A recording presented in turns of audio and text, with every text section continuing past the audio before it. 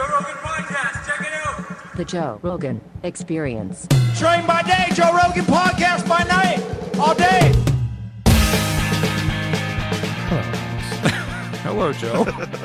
What's it like to be in Twitter jail? Well, you're not even in Twitter jail. You're like excommunicado. I'm banned. You're banned. Permanently For telling the truth. For telling the truth. That's what the fascinating thing is. Everything that you were banned for is verifiable. There's sources. You could go read those sources. I watched the whole process go down. I don't understand. Yeah. Well, I'm not a naive guy, but I thought that being right would actually help. And it turns out being right hurts. Well, during this incredibly confusing time where people are more hysterical and more freaked out and anxiety filled than I've ever seen people in all of my 54 years of life, this is the peak. This is post 9/11 peak. Yes. Like 9/11 was a big anxiety moment for people, but at least it brought us all together. This, because of whatever it is, whether it's social media algorithms, where it's just in the inevitable decline of an empire, whatever the fuck it is, we have hit a weird place right now. Yes. I would say the people who were sort of very complacent about vaccinations and being vaccinated in the spring are now very angry. But they're angry at the wrong people. Somehow they're blaming people who are not vaccinated. They should be blaming Pfizer and the lies that the CDC told them. Well, what's really interesting is almost no anger at the lab in Wuhan. That's true too. Very strange. Almost no anger.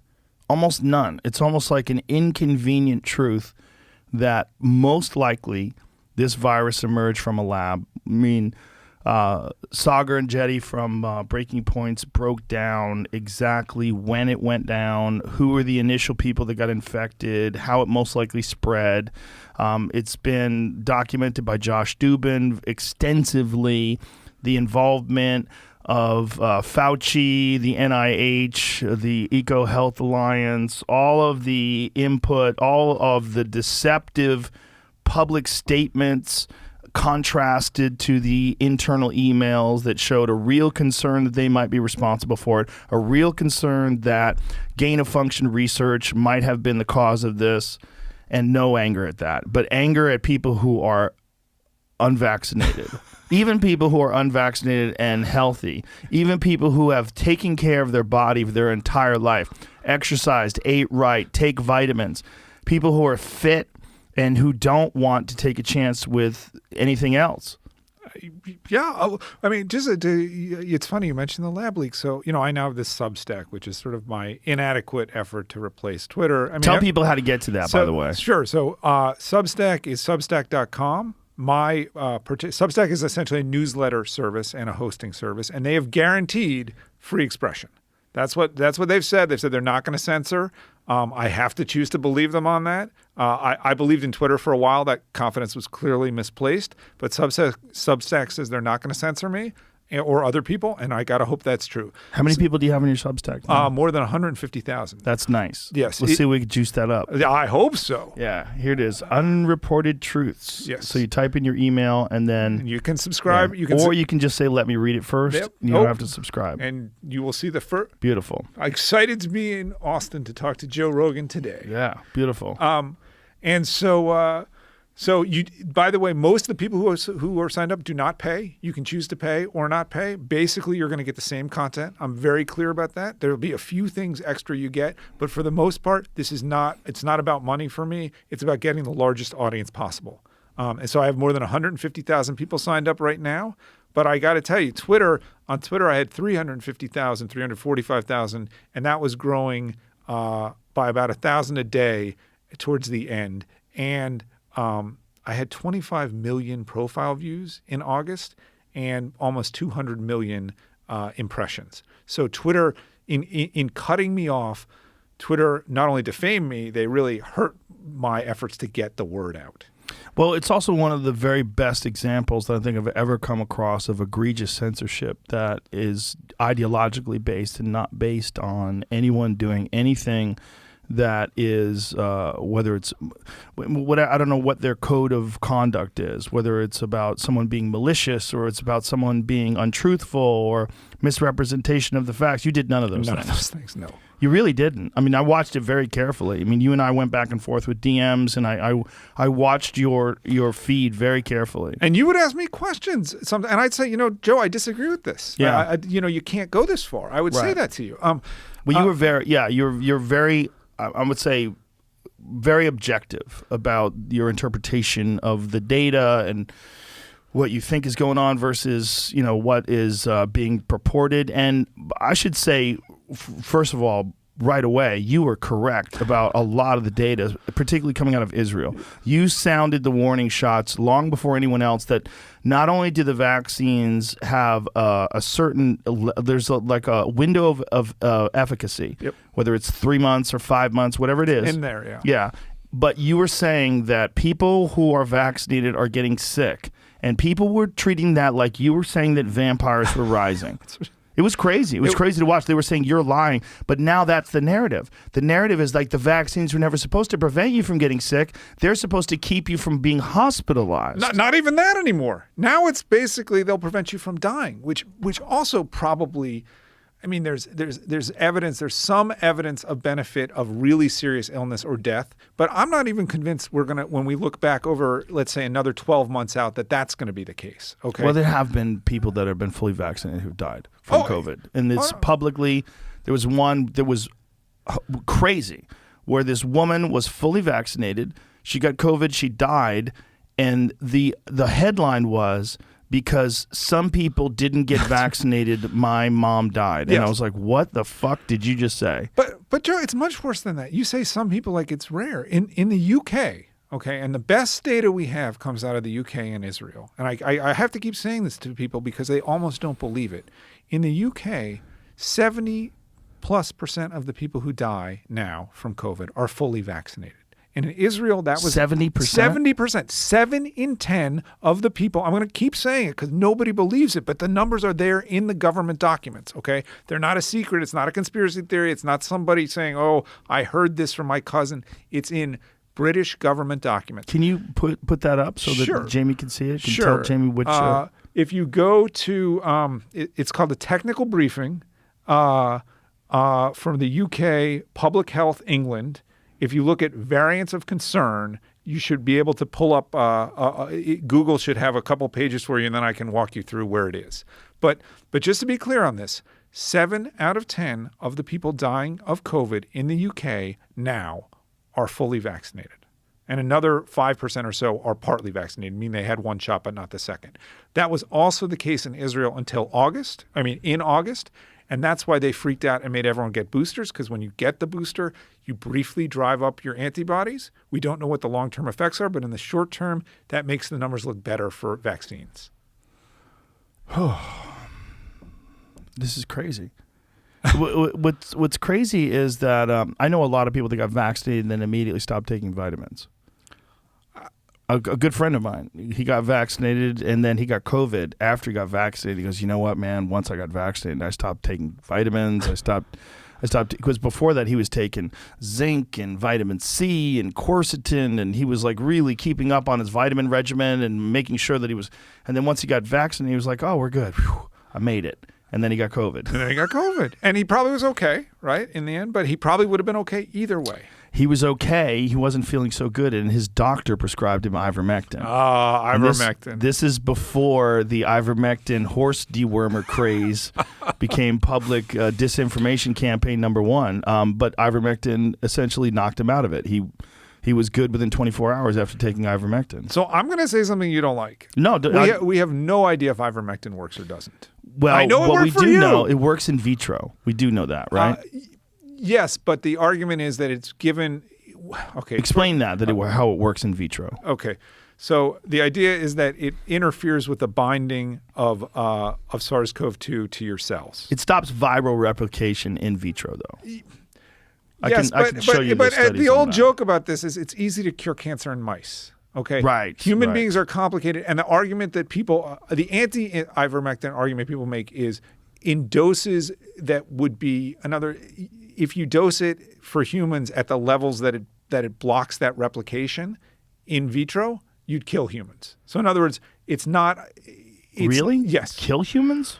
I don't know if that's true because it's not really a toxic drug. I'm exaggerating, but what the point is that I'm trying to make is that at the levels that it's given in humans, which I think is less than a milligram per kilogram of body weight, it doesn't have 0.6, right? Yeah. That it hasn't been shown at those levels in vitro to work. I don't claim to be an expert on ivermectin, by the way.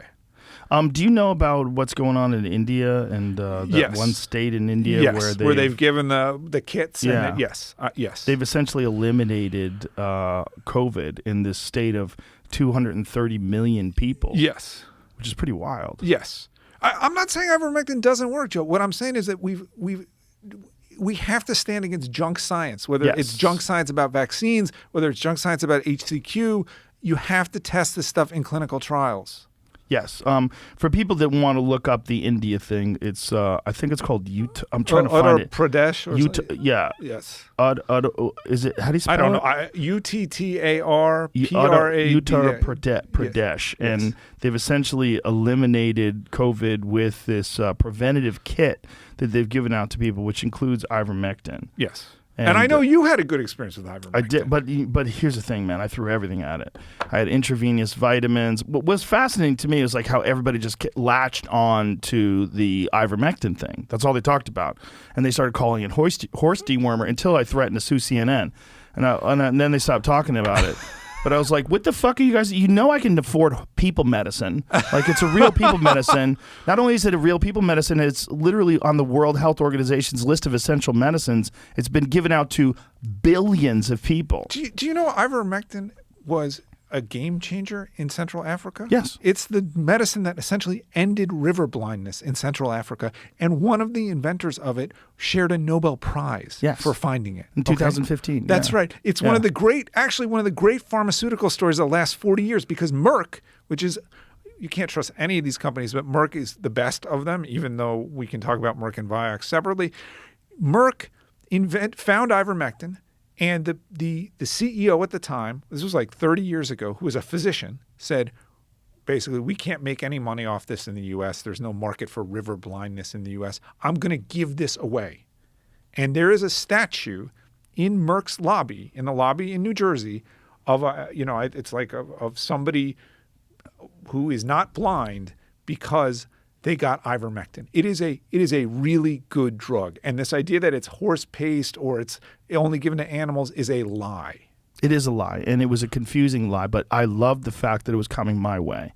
I really did. I enjoyed it. Because out of all the people that it could come towards, where it would be, I would say, why are they doing that to him? And this is not true, and have it be frustrating. To see it come at me was fascinating. Because first of all, I was already healthy. By the time they were talking shit, I was already out of the woods, and I was negative the day afterwards. Like I was good in 3 days. I was negative in 5 days, and the fact that they concentrated on this lie that I was taking veterinary medicine instead of, it literally has a fucking box that says for human consumption. Literally, it's a prescribed medicine. But the fact they were lying about it, and not just lying about it, but using the same lie on MSNBC, on all these different Hollywood Reporter, on, it was obvious that this press release had been sanctioned or that this narrative had been promoted. That the fact that they didn't concentrate at all on the fact like, oh, here's this guy who just got better really quick. Well, there's something called the Trusted News Initiative, which is a consortium of companies, and this is sort of semi-public. It's not totally hidden. You can find a couple news stories about it, but they're certainly not going out of their way to talk about it. And it includes like Reuters and the BBC, and I believe the Associated Press and the Washington Post. I gotta go check. But it also includes Facebook, and this is basically we're gonna all get on the same page when we talk to you about COVID. So when masks didn't work, remember at the beginning, masks didn't work, we're going to all tell you not to buy masks. And then when when all of a sudden we decide they do work, you should all wear masks. It's and the propaganda, I mean, it's the only word for this is propaganda, has gotten worse and worse and worse month by month. And it has gotten, with ivermectin and the vaccines, it has reached new heights. What is the source of all this? Like, what's the epicenter of bullshit? Oh, that's so. Is it Johns Hopkins? Is it sort of the Gates Foundation? Well, it's specifically in my case, like when they're saying horse dewormer, like why? Who's doing that? So there are pollsters out there who are looking at focus groups, and they're looking at remember, it's your turn. Remember, get the vaccine when it's your turn. That was focus group tested. Okay, so when they're talking about horse dewormer, there's somebody out there who's spending a couple $1,000,000 a month or whatever it is to make sure that if this is not for humans, it's for animals. They are testing all that language, and that is one reason why it sounds so similar. It's one of the reasons why I stopped using Google to search things too. They're doing something to curate information where, like, if I wanted to find specific cases about people who died from vaccine related injuries, I had to go to DuckDuckGo. I wasn't finding them on Google. Yes. And I'm like, okay, well, this is crazy. Like, you guys are hiding information. I'm looking for very specific people and very specific cases, and I'm getting CDC websites, and I'm getting articles on the disinformation attached to vaccines and vaccines being safe and effective, which for the most part they are. Just like peanuts are safe and effective for the most part. Well, I mean, but again, we can listen. I've been vaccinated against everything. As a child, I'm not COVID. Okay, I'm not vaccinated against COVID. But I'm talking about, am I an anti-vaxxer? No. Do you know the newest Webster definition of anti-vax includes someone who's against vaccine mandates or someone who's against vaccinating children? Seriously? Yes. I did not know. Yeah, we'll pull this up because this is new. They've updated the term anti-vaxxer to not just mean someone who believes in fucking apple cider vinegar cures cancer, like these wacky fucks, right. but someone who thinks that vaccine mandates are a dangerous, slippery slope to fascism. Now you're an anti-vaxxer. Like, you have to fully buy into the narrative, or you get labeled this very pejorative. Look at this. Definition of person who opposes the use of vaccine or regulations mandating a vaccination. That's incredible to me. It is incredible. It's dirty, man. It's but by the way, Jimmy, if you haven't been able to find that, I can try to walk you through. It's a bit tricky to find. Look at this right here, though. Especially a parent who opposes having his or her child vaccinated. Do you know that? I mean, there's actually statistics now that show that for boys, it is more dangerous to be vaccinated than it is to get COVID. Oh yeah, for adolescent boys, absolutely. You have the rates of myocarditis, I don't think anybody's disputing now. They're and this is hospitalizations. Okay? Yeah, and this isn't even unreported and underreported. That's right. So 1 in 5,000 is okay. So that doesn't necessarily sound like that much, but if you're a healthy adolescent, your odds of dying from COVID are in the 1 in a million range, and I will stand by that number.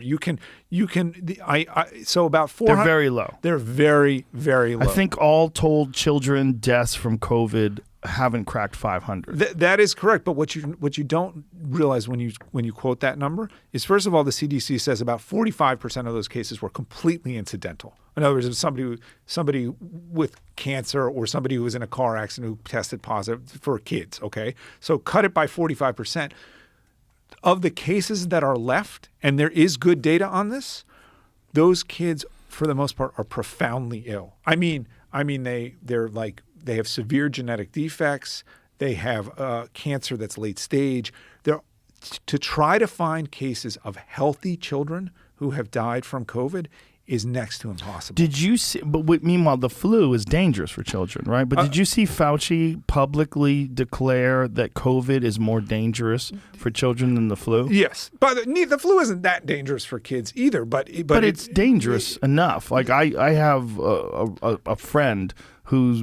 I mean, it's kind of like 3 people removed, but one of his friend's children died from the flu. It can happen. There's also something called RSV, which is extremely dangerous for little kids. Yes. And that has come roaring back this year, and nobody can quite explain why, but it may be because we kept all our kids at home. We didn't let them trade it around last year, and all of a sudden it's back. And their immune systems get compromised because of inactivity. Yes. I mean, we're meant to be outside trading germs with each other. Yeah. Yeah. There's a thing that happens with kids. We were talking about it at lunch today, where when we were children, if someone got chickenpox, you would go over their house so you could get chickenpox. Yep. You know? That's gone now. Yeah. I mean, that was literally how my parents dealt with it. I got chickenpox because one of my relatives got chickenpox, my cousin, I think it was, and we went over his house and we all got chickenpox. And you're immune to it for the rest of your life. Exactly. Yep. Yeah. Same thing with me. So by the way, you're talking about the Webster thing in the dictionary. Reminded me the CDC has changed its definition of vaccine, believe it or not. To include gene therapies? No, what they're now saying is that vaccines don't need to confer immunity. If they have a protective effect, it's considered a vaccine. So by that definition, actually, vitamin C might be considered a vaccine. Was the flu shot thought? I mean, we always called it the shot, but was it ever referred to as the flu vaccine? Because people get the flu shot every year. It was considered a vaccine, even though it's not very effective. It's, it's funny. What's happened is, if you think about what vaccines were, like the measles vaccine or the smallpox vaccine, they were effectively 100% effective for your whole life. Now, of course, some people many years later might have a breakthrough infection, but it was called a breakthrough because it was so rare. And so, you get the MMR vaccine as a little kid and you never get measles. Somehow, I don't understand this weird mind meld that Pfizer and Moderna and BioNTech have performed on the government and on the media, where they have convinced people that these things, which by no classical definition are vaccines, they don't work like vaccines, they don't have the duration of protection of vaccines, and you can still get very sick and die post-vaccination. We should explain to people that maybe don't know just in case someone's listening that doesn't know how a regular vaccine works. A regular vaccine, if it's for smallpox, has an inert version of smallpox in it. So you can't catch it, but your body recognizes it. Your body develops the immunity to smallpox, and then it fights it off. That's basically, yeah. Yeah, right? And these mRNA vaccines, which... But by the way, the technology is amazing and fascinating, and it seems to have profound possibilities in terms of the ability to fight cancer. They have a lot of really interesting research on the horizon. So this is not demonizing the concept of mRNA vaccines, but what they essentially do is they tell your body to produce a certain spike protein. And this develops this ability to fight off the COVID variants. And so if you think of coronavirus, it's called coronavirus because it has this corona of spikes. It looks like a ball, and it's got these nasty little spikes poking off. Is there a real photo of one of those things? It's not. It's all sort of computer generated. It's too small to take a proper. So how do they know it's got the spikes? Because they know what the shape is. Because they have the complete genetic code. And they know what what amino acids it produces, and they know what those look like. So, okay. I mean, biology is magic these days. I mean, it's truly magic. Because they're at such small levels of... That they can predict how this thing's going to fold on itself, okay? And they can actually predict what the mutations will cause the structural conformation of this thing, which is, so small you can't imagine how small it is. They can imagine how it's going to look. And when I say imagine, it's really predict, okay? And then they can predict how it's going to attach to your cells. So long story short on that, they know what the spike protein looks like, and they know how to make your body make it. So when you get the vaccine, as you say, you're not getting a whole inactivated coronavirus. That's the Chinese vaccines use that technology. Do they? Yes. And is that more effective? No, it's less effective. Really? Yes. And for whatever reason, with respiratory viruses, the whole inactivated virus thing, or it's sometimes called attenuated virus, doesn't work very well. We don't quite know why. But I thought that they thought that this was a respiratory virus, but really it's attacking the epithelial. It's both.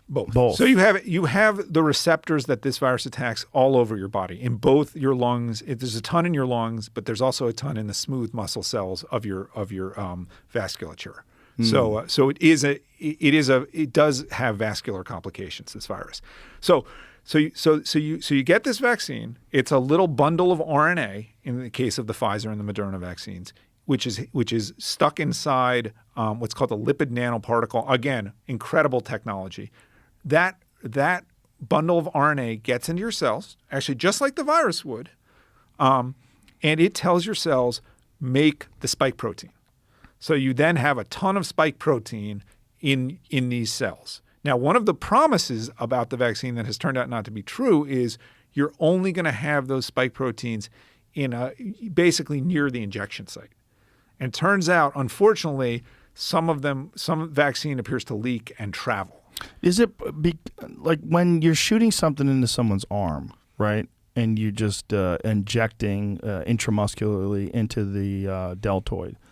Is it possible to hit a vein? Yes. So that's been one of the questions, is whether or not some of the people who get myocarditis get it because they were improperly injected. Is there a spot where you shouldn't hit? That I don't know. See, that's the kind of technical question that I don't know. But it is. And by the way, that hasn't been proven. It's just a theory that people are getting it injected into their bloodstream directly, and that is leading to myocarditis. It's not clear that's true, but it's a possibility. But so your body then makes all these spikes, and your immune system recognizes them as an invader, and it makes antibodies. So that's what the vaccine does. And guess what? It works. Okay. The mRNA vaccines cause you to make a lot of antibodies, more antibodies than natural infection produces. That's why early on people said, including virologists who are not Tony Fauci, said, this looks really good. This looks better than natural immunity to us. They said it's like 94% effective or something like that initially once it kicks in. Yes. So we can talk about that. Yeah. But here's the problem. It turns out that messing with nature, there's always a price. So you get this really high spike of, maybe I should use a different word, a surge of antibodies that's much higher than the natural level that you'd get, but it declines really fast. So Israel, there's a really good paper that came out of Israel, I think about 2 months ago on this, where natural antibodies fall about 5 or 10% a month. Vaccine-generated immunities fall 40% a month. So if you're 40% a month. So it doesn't take that long. So if you're 100% on month 1, on month 2, you're 60? Well, no. This is not the protective effect of the vaccine. This is the antibody count that your body is generating against these spike proteins. Okay. And then there's another technical issue, which is that for some reason that I think they don't even really have even a good theory about, the vaccine-generated antibodies are much more narrowly focused on one part of the spike protein than natural antibodies. Plus, if somebody like you got sick, you recovered, you have antibodies to other parts of SARS-CoV-2. There's something called the nucleocapsid. You have antibodies to that. Plus, for reasons that we don't fully understand, it looks like your B cells, which are part of your immune system, which in the long run will generate antibodies again if you face this again, if you're reinfected, if you're re-exposed. Those memory cells work better post natural infection and recovery than vaccine-generated infection. I'm not suggesting that anybody do this. I want to be really clear. But I would think that a strategy, if one wanted to be fairly safe, would be get vaccinated, wait a month or 2, and then go to a music festival and make out with everybody. Like try to catch COVID, right? Like if you have some protection, then get the natural infection on top of it. Not clear. Okay. I'm not a doctor. No. Nor am I a scientist. Nor are you a scientist. Nor do I give good advice. Nor do you. Wait, this is not good advice. That's not good advice. I'm not gonna. No. Here's what I say, because I don't want to tell people to go tell them. I like to get how infected. we're doing these little disclaimers. It helps. Spotify's gonna enjoy these disclaimers.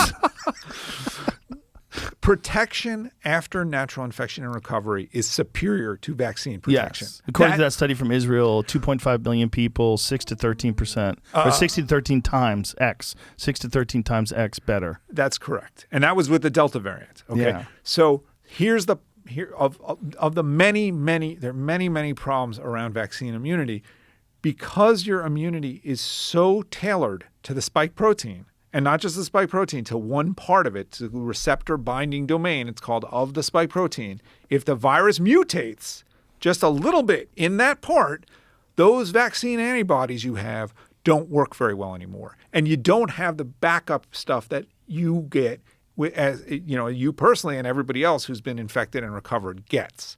Yeah, I was reading something about that today. I actually made a note about it because I knew it was going to come up on the podcast today because I found this discussion of it to be pretty interesting. But this one guy had this take on it where he said that that natural immunity is demonstrably more generalized and robust to variant mutations, and that the vaccines are designed to be specifically targeted, and that's what allowed them to get created so quickly. Is that yes? That's absolutely correct. It? Well, I mean, think about it. You're the virus, okay? I mean, the virus doesn't think, okay, but it wants to survive.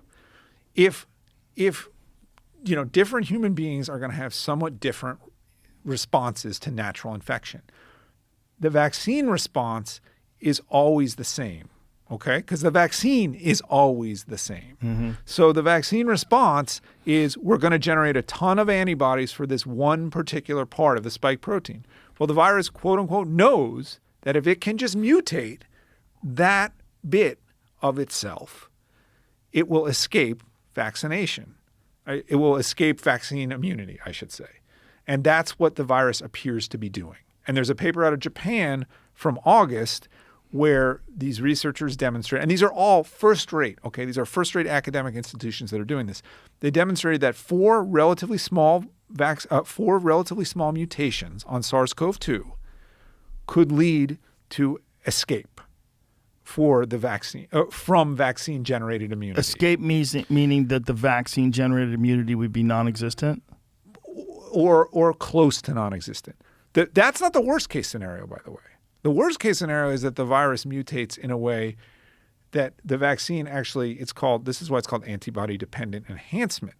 The antibodies continue to be able to attach to part of the virus, but the virus has mutated in a way that after attaching, they actually help it bind to cells. Okay. Now, someone sent me something today from a very fishy-looking GeoCities type website that was claiming that there was some Department of Defense, artificial intelligence. Have you read this is going around? Yeah, I thought it was BS, but I think it's actually totally true. We can pull it up. It's correct. Really? Yes. It does. By the way, it's called Humetrics. I read it. I still want you to find this other thing, though. Okay. By the way, the Jamie's doubling overtime with the fucking one-handed Let's Googling. do that first before I go into metrics. Yeah, because I don't want a left turn. I don't want people to, especially since I said 70%, and I know that's such a stunning number. I don't want people to think I made that up. Yes, let's go with that first. So this is 70% of all vaccinated people of the deaths in England. So okay, so this is what. Okay, I'm just trying.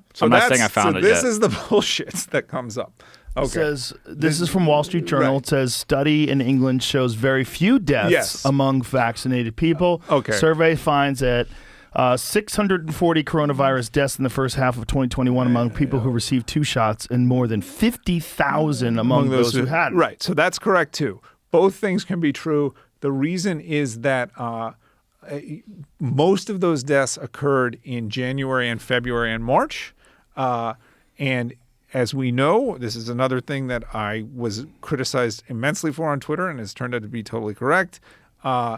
In the first week or two after you get the first dose, you're actually at higher risk of being infected with and dying from COVID, it looks like. Because your immune system has to kick in? Yes. Looks like there's a temporary suppression of your immune system. We've seen this all over the world. There is a spike in COVID cases following that first dose. Here's how it works, okay? You get this spike after the first dose, which we're not allowed to talk about, and which was specifically excluded from that 95% figure that the companies came up with. Specifically excluded meaning that they edited it out? They didn't count those cases. They counted cases at what point? I mean, they counted them, but they didn't report them as part of the vaccine efficacy. So here's the theory. If a vaccine lasts 10 years, okay, yes, maybe there's a little spike in cases after that first dose, but who cares? You get 10 years of protection at 95%. A few cases at the beginning does not matter. So the companies, when they counted cases, they said, we're going to count cases in people who are fully vaccinated. That's That's in the case of Pfizer, I believe it was 1 week after the second dose. In the case of Moderna, 2 weeks after the second dose. So all the cases in the first 5 weeks, whether you were vaccinated or not, were not included in the description in the calculation of vaccine protectiveness. Now, is there any documentation as to why they made that distinction? Yeah, again, because they said, you know what, it's not fair. It's not fair to count those cases because let's say the vaccine lasts forever or 10 years. We don't really care about what's happening the first week or two in. But wouldn't it be important data? Well, I'm not saying they didn't. It's not that they didn't count them at all. They just didn't. You can find it in the trial data. They just didn't report it when they said 95% efficacy, 95% protectiveness. They weren't counting a whole lot of cases in people who'd just been vaccinated. They just and they told the world that. I mean, it's just that nobody bothered to think about what that meant. Okay, and the reason it means so much is because vaccine protection doesn't last 10 years. It doesn't even last 10 months. Okay, so if you're thinking about a traditional drug like an antidepressant or a cholesterol drug, a drug that people might take for a few months. So you get depressed, your doctor prescribes you an antidepressant, you take it for a few months. Okay, if I, the company that made the antidepressant, said to the FDA, well, sure, there were a couple suicides and a couple cases of really severe depression after the first week, but we can't count those. We got to wait for this thing to kick in. The FDA would say, are you crazy? Like, you count from the day the first person gets the first dose of your drug, okay? And if we want to see if this thing works, we got to count every case for 6 months, okay? That's totally reasonable, right? Because it doesn't not count if you killed yourself 3 days after starting your antidepressants. Right. But the word vaccine has this magic for people. So the companies said, we don't want to count any of those early cases. And the FDA said, okay. And all my competitors, I suppose at the New York Times and everywhere else, either didn't understand that this was happening or didn't understand what it meant. And they all bought that 95% figure. So, okay. So you get negative efficacy, it looks like, early on, 0 to negative efficacy. Then you get a few weeks of 50% efficacy. Then you get to what I call the happy vaccine valley, okay, which is where part of Europe is right now, which is where Israel was back in March and April and May, where everybody's walking around with tons of antibodies. Yes, they're declining, but they had so many that they have tons of antibodies, and it looks really good. Okay, Israel has 10 million people. There were days in June, in late May and June, when they had 10 COVID cases, 15 COVID cases, and they had basically nobody in the hospital. Okay, and that's when everyone was like, these things are a miracle. We're going to end COVID. And I can find you Tony Fauci basically saying, I believe we can eliminate COVID. He said that in May. Okay, it was peak overconfidence. Okay. And then what happens is the antibodies just go away. Or the virus mutates away from the antibodies. And guess what? You don't have zero COVID anymore. In fact, in Israel, in late August, before they got desperate with the boosters, they were having more cases than they'd had back in January when they just started vaccinating. Have the boosters been effective in Israel? Yes. In the short run, they're going to be effective in the short run because they kick your antibodies back up. But the question is whether or not, A, how long that lasts, B, what the side effects are, and C, do you want to keep doing that forever to people? For people that have had no side effects, though, from the initial vaccines. Even then, it's not clear, okay? Because have you talked to anybody that's gotten boosters? Yeah. What is? I've talked to a couple people who've gotten them. Most people, it's the same side effects as the second dose. One guy I talked to had more side effects. My mom actually got a booster and had fewer side effects. But mRNA vaccines, okay, and you're right, it's an amazing technology. They weren't initially designed as vaccines, the technology. It was designed to treat cancer and other things where there's repeated dosing. And guess what? They had to drop that idea because the toxicity of the delivery mechanism appeared to increase with repeated dosing. So it is absolutely unclear what it will mean to give people a third dose, a fourth dose, a fifth dose, a sixth dose. Remember, if Fauci is saying, as he said, 5 to 8 months after your second dose, you need a booster.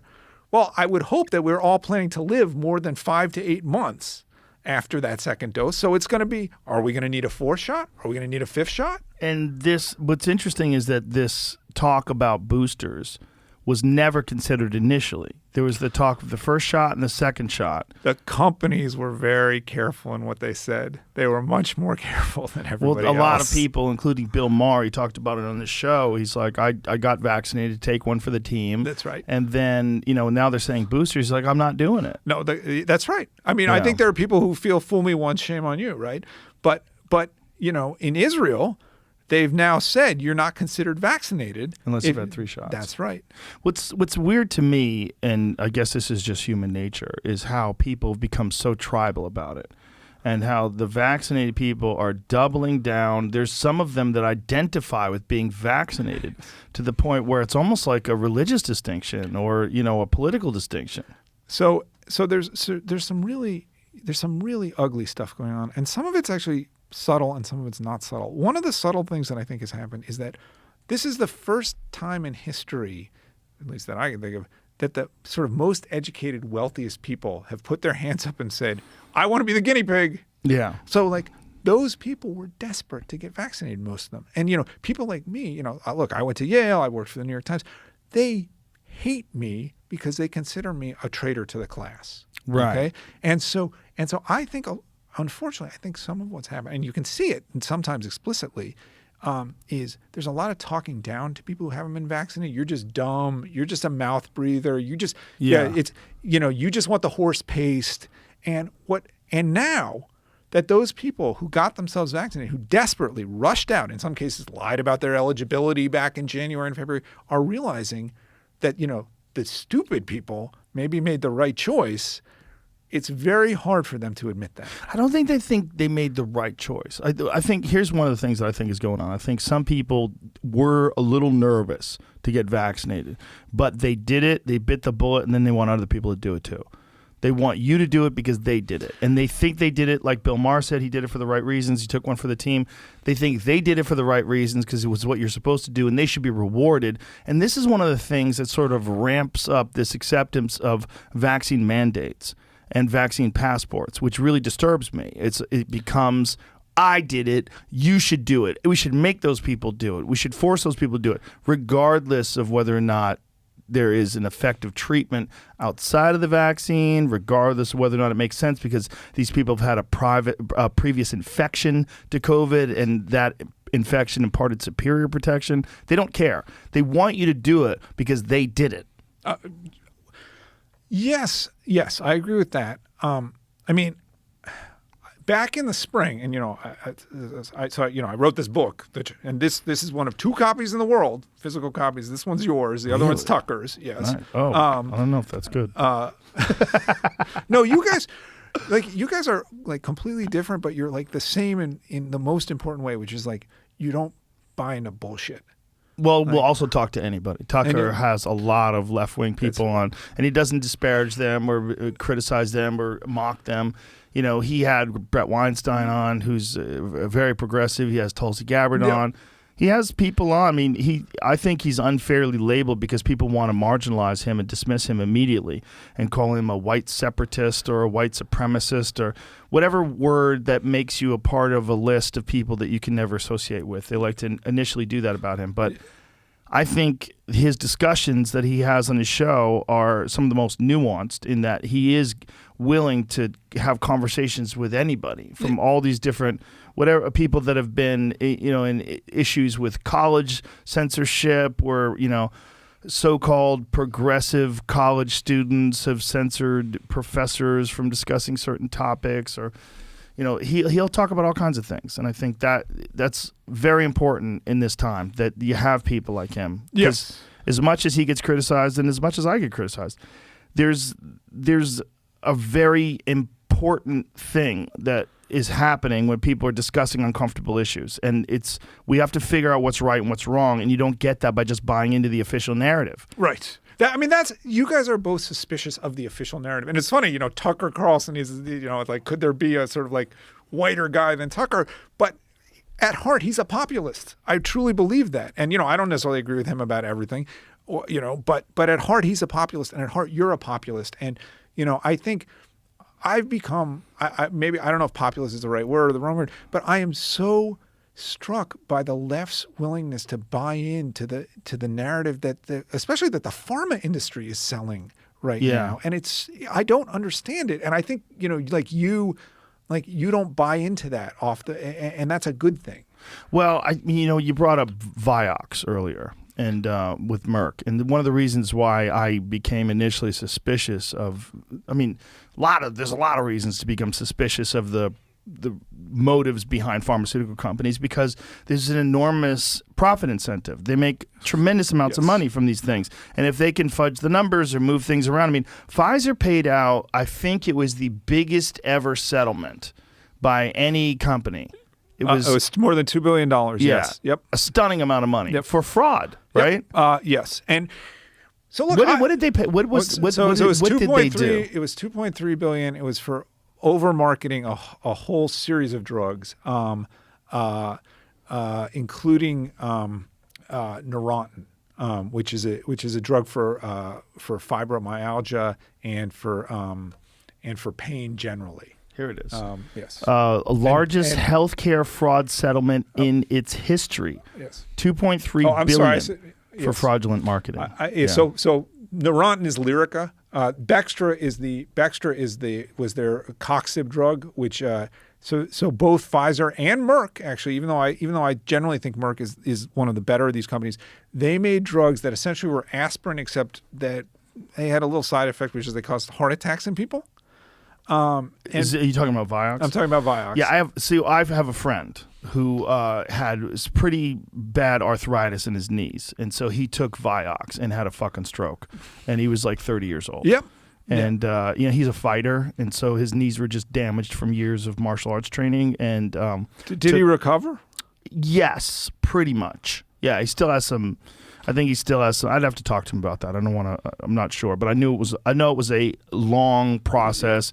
He did a lot of things, very unconventional things. He got stem cell therapy and a bunch of different things to try to handle. It wasn't a small deal. No. It was a very big deal. But he was talking to people and just started like trailing off in his words, and everybody was like, "Hey man, are you okay?" Like something was going, and then it was like a slow, subtle realization that he was having a stroke. Yep. When you get a blood clot in your brain, bad things happen. Yeah. So and Merck, and you can pull it up or not, but Merck made Vioxx, and Vioxx, the FDA estimated, killed 55,000 people. 55,000 people. That's not a small number, okay? And that's just been forgotten. And it was essentially like it was a type of anti-inflammatory? Yes, it was. So the idea was that, I often take a lot of ibuprofen. It can be very hard on your stomach. You take these drugs for too long. Why are you taking that shit? A bad back.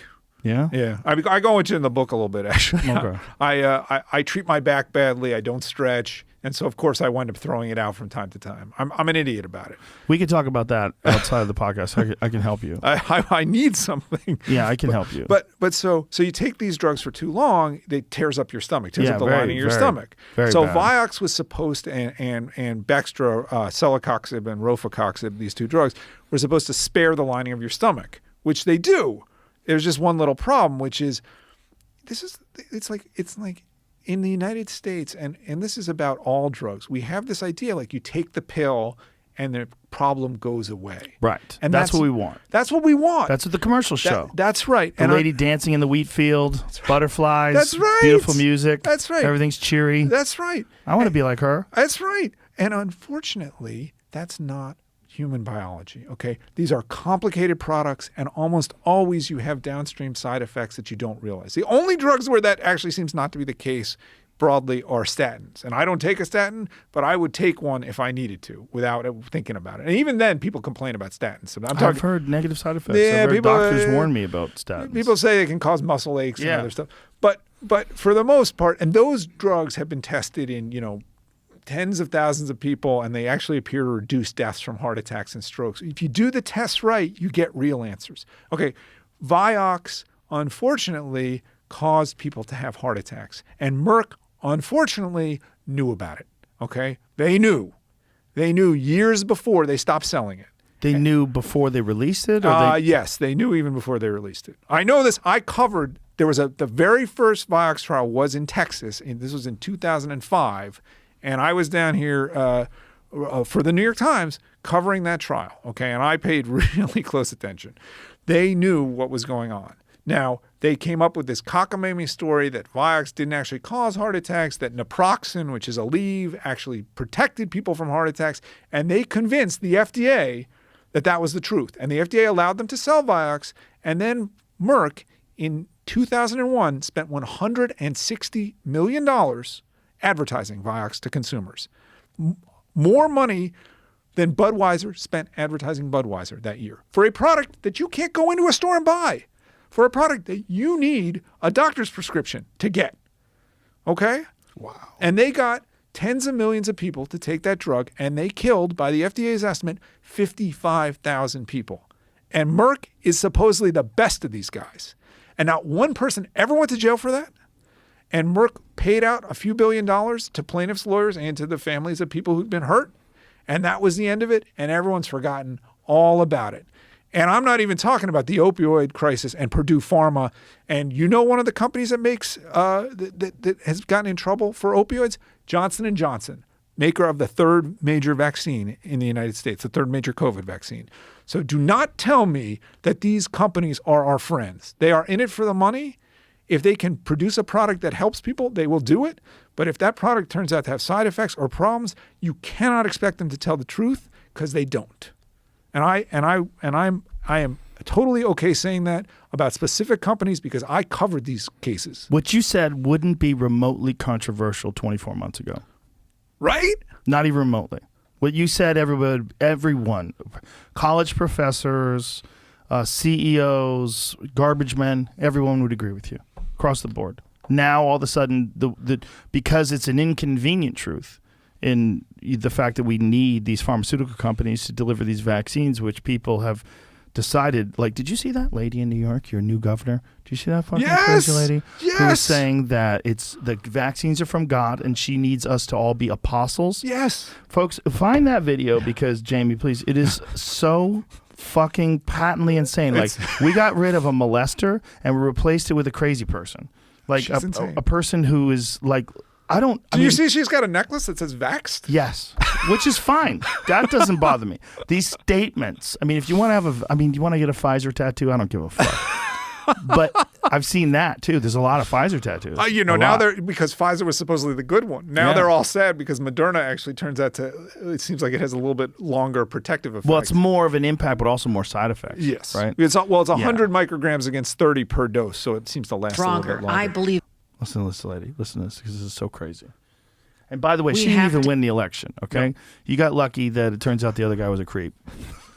To get this community back. And what we went through this pandemic made us stronger. I believe that, especially when I talk to young people who weren't able to have their graduations from high school or a normal life for the last 18 months. I say to them, whatever comes your way in life, you are stronger. You are more resilient. God let you survive this pandemic because he wants you to do great things someday. He let you live through this when so many other people did not. I like how she gendered God. And that is also your responsibility. God's got a dick. But how do we keep more people alive? We are not through this pandemic. I wished we were, but I prayed a lot to God during this time. And you know what? God did answer our prayers. He made the smartest men and women, the scientists, the doctors, the researchers. He made them come up with a vaccine. That is from God to us. And we must say, thank you, God. Thank you. And I wear my vaccinated necklace all the time to say, I'm vaccinated. All of you. Yes, I know you're vaccinated. You're the smart ones. But you know there's people out there who aren't listening to God and what God wants. You know this. You know who they are. I need you to be my apostles. I need you to go out and talk about it and say, we owe this to each other. We love each other. Jesus taught us to love one another. And how do you show that love? Pfizer. But to care about each other enough to say, please get vaccinated because I love you. I want you. Okay. You got something else? If you Google variants of concern, UK technical briefing. Here it is. Okay. They got 24 out now. That must have just come out. So go to 24, and this will be exciting for me too because I haven't seen. I was trying to figure out where in here I was supposed to look. Okay, I started digging through stuff. Go down, and keep going. Yeah, keep going. Keep going. Keep going. Keep going. Keep going. Okay. So this tells you, as of the 27th of September, there were 3,200 deaths from the Delta variant. Okay. So that's going to be, the Delta variant is almost all the cases these days, not just in the UK, but everywhere in the world. So go down some more, some more, and keep going. Secondary attack rates, keep going. Monitor, and this is variant stuff. Keep going. Don't tell me they took it out. I don't think they took it out. Keep going. Wow. Well, that's interesting. We may need to go back to the previous one because it's not in here. 20. What do you mean it's not? What's not? Go to 23. Yeah, go to 23. Right below that. Yeah. Unless it's in the underlying data. That's what I mean. What are we looking for here? What we're looking for is figures that will tell. You know what? Let me. I don't want to have to subject the audience to this. Let me find it. So while you're, I guess I was digging through that and I found this interpretation of data. This said that there's a lot of people in that age range that would be vaccinated. Yes. Because I found there's a lot of people in one chart that said there was like 200,000 people that got it that were unvaccinated under the age of like 25 or something like that. Go down one more page. Okay. All right. So this is week 34 through week 37. That's going to be basically September. So this tells you the rates. Oh, yes, this is great. Rates of illness among people who have and have not been vaccinated over on the right. So what you can see is that in people over 50, rates of illness are higher in the vaccinated than the unvaccinated. 900 to 600 in people 50 to 60, 600 to 400 in people 60 to 70, 500 roughly to 360. In each of those cases, the number in the second to last graph, the second to last column, is higher. So what that's telling you is that people who are vaccinated with 2 doses are more likely to be infected with SARS-CoV-2 than people who are not infected, who are not vaccinated. It's interesting how it changes somewhere around 40 to 49. That's right. And there's a good scientific reason for that, which is basically there's something called immunosenescence, which basically means that your immune system, as you get older, has a harder time dealing with disease, right? That's sort of like intuitively obvious. It also has a harder time mounting the response that the vaccines are supposed to help with. So that's one chart. And again, this is UK government data, and what it says is that the idea that this is a pandemic of the unvaccinated is a total lie. You are more likely to become sick if you are vaccinated than if you are not, and you're over 50. Older categories. In these older categories. So that's anything above 50 actually is where above the number 40, shifts. if you see, because 40 is actually the highest number of all. There's 1,150, so it's about 1 in 100 people in those 4 weeks in 40 to 50-year-olds. Right. So before that, before 40, it seems to shift in favor of the vaccinated. Yes. Now, so would you make the argument that if you're younger, you should be vaccinated? No, because in that case, your risk of underlying disease, you're very likely to recover very quickly from COVID if you're not. If you're younger. Yes. Right, got it. So let's go to the next page. Okay, this is emergency care. Go to next page. Okay, so these are deaths.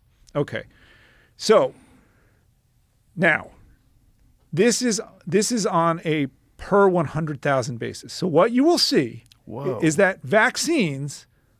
Look at the third from the left. Third from the left. Second dose more than 14 days above specimen date, before specimen date. These are people who have died. Fully vaccinated people who have died. There were 1,270 fully vaccinated people who died out of 1,500 in the over 80 category. But this is under 14 days before specimen No. date? Over. Over. Second dose greater than 14 days Oh, I see. means I am fully vaccinated Okay. by anybody's definition. Okay. Not vaccinated, it says, when it says second dose before 14 days or more than 14 days, what it should say is fully vaccinated. That's Right, what but that means. Why does it differentiate between that after 14 days and then the next one is rates among persons Okay. vaccinated with 2 doses? Okay, so I promise you I will answer that question. Okay. But what I want everyone to see is that the vast majority of people in Britain who died in September were fully vaccinated.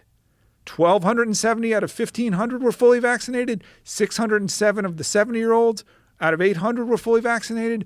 258 out of the 411 60-year-olds, they were almost all fully vaccinated. Most people who die of this now are fully vaccinated in the UK. Those are the numbers.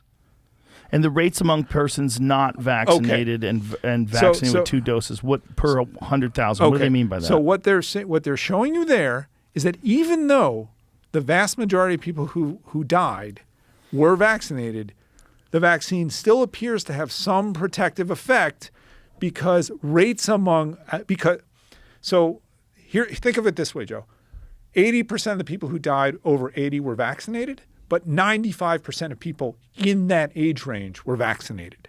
So that implies that the vaccine still offers you some protection. Because if it offered you zero protection, then it would be 95% of the people who died over age 80 were vaccinated. Does that make sense? Sort of. It's complicated. Suppose we have a room of 100 people, Okay. Or 1,000 people. 950 of those people are vaccinated and 50 are not. If 100 people died out of the 950, but 20 people died out of the 50, that would still imply that the vaccine was doing some good. Got it. Because even though that's actually a pretty good analogy to what you're seeing there, because you're getting 100 out of 950 compared to 20 out of 50. So when you say that most of the people who are dying are vaccinated, is that because the levels or the rates of vaccination is very high? Yes, but there's another complexity here, and this is the part that the vaccine advocates never admit. When you get to a place like Britain or Israel, where almost everybody in that age range is vaccinated, over 70, over 80, who's not being vaccinated? Do you think there's a lot of people in the old age home who are saying, you know what, I'm insisting on my personal rights, you can't vaccinate me, some 88-year-old? No. The only people who aren't being vaccinated in the age group are probably too sick or too close to the end of their lives. Isn't that speculative, though? There could be rebels. There could be people that are like into, holistic medicine or whatever. Well, there's some evidence. We have evidence that people who are vaccinated are more fearful than people who are not vaccinated. You should tell that to Keith Olbermann. Did you see his rant? No. You didn't see it? No, I did not see this. It's one of the most unhinged. It's sad that this guy was like a respected pundit. Have you seen it, Jamie? No. You need to see it. You need to see it. But- He publicly gets vaccinated and then yells at all the people that are not vaccinated. We need to play it because it's so unhinged. You know, Joe, you caught me, though. I want to say you caught me Okay. on this because you're right. It is speculative. That is my speculation that there is this difference in these two groups. Yeah, because I know there's a lot of people that are just untrusting of the government, or they're really into, air quotes, holistic medicine. But we're not and talking natural about 50 cures. or 40 or 30-year-olds. We're talking Right. about people in this group of people who are at high risk and who basically, I don't want to say, hopefully we'll all be 90 one day, but, I'm not sure how much agency those folks have when somebody shows up at the old age home and says, we're going to vaccinate everybody. Now, maybe, Right. so I know what you're saying. do you see what I'm saying? Yeah. So what I'm saying, though, is that tiny group of people who are not vaccinated in that age range, I suspect, and you're right, it's speculation, are materially sicker than the people who are vaccinated. Okay. Oh, here's the evidence. Let me give you this okay. evidence for this. The evidence is in the flu vaccine, okay? When you look at flu vaccines, you say, and there's been a lot of work done on this, I'm talking about in older people. People who get the flu vaccine are less likely to die than people who don't get the flu vaccine. Looks really good for the flu vaccine. Here's the problem. You go back and look at the 6 months before people got the flu vaccine. people who get the flu vaccine are less likely to die in those 6 months too, much less likely. Why? Because if you're together enough, if you're 80 years old and together enough to want the flu vaccine, you have a certain baseline level of health. You are, and you probably care more about your health, okay? So the flu vaccine on a population level basis appears to do nothing to reduce flu deaths in people over 65, but it also appears to reduce deaths in people over 65. And the explanation is it's not actually reducing deaths, it's telling you who's healthier and who's less likely to die. Does that make sense? It does, yeah. So that it is very, very likely, at least in my mind, that something similar has happened with COVID. I hesitate to agree with you. I see what you're saying, but I hesitate to agree with you because I do believe there's a certain amount of speculation involved. Yes. Yeah. You got the Keith Olbermann thing? Yes. Watch this. You need to see this. And then you got to remember also, snowflakes who are afraid of getting the vaccine. God. You got to watch this because it's. Won't get the shot. He's going to get the shot. He gets it. He's got Booster his card. shot. Mission accomplished.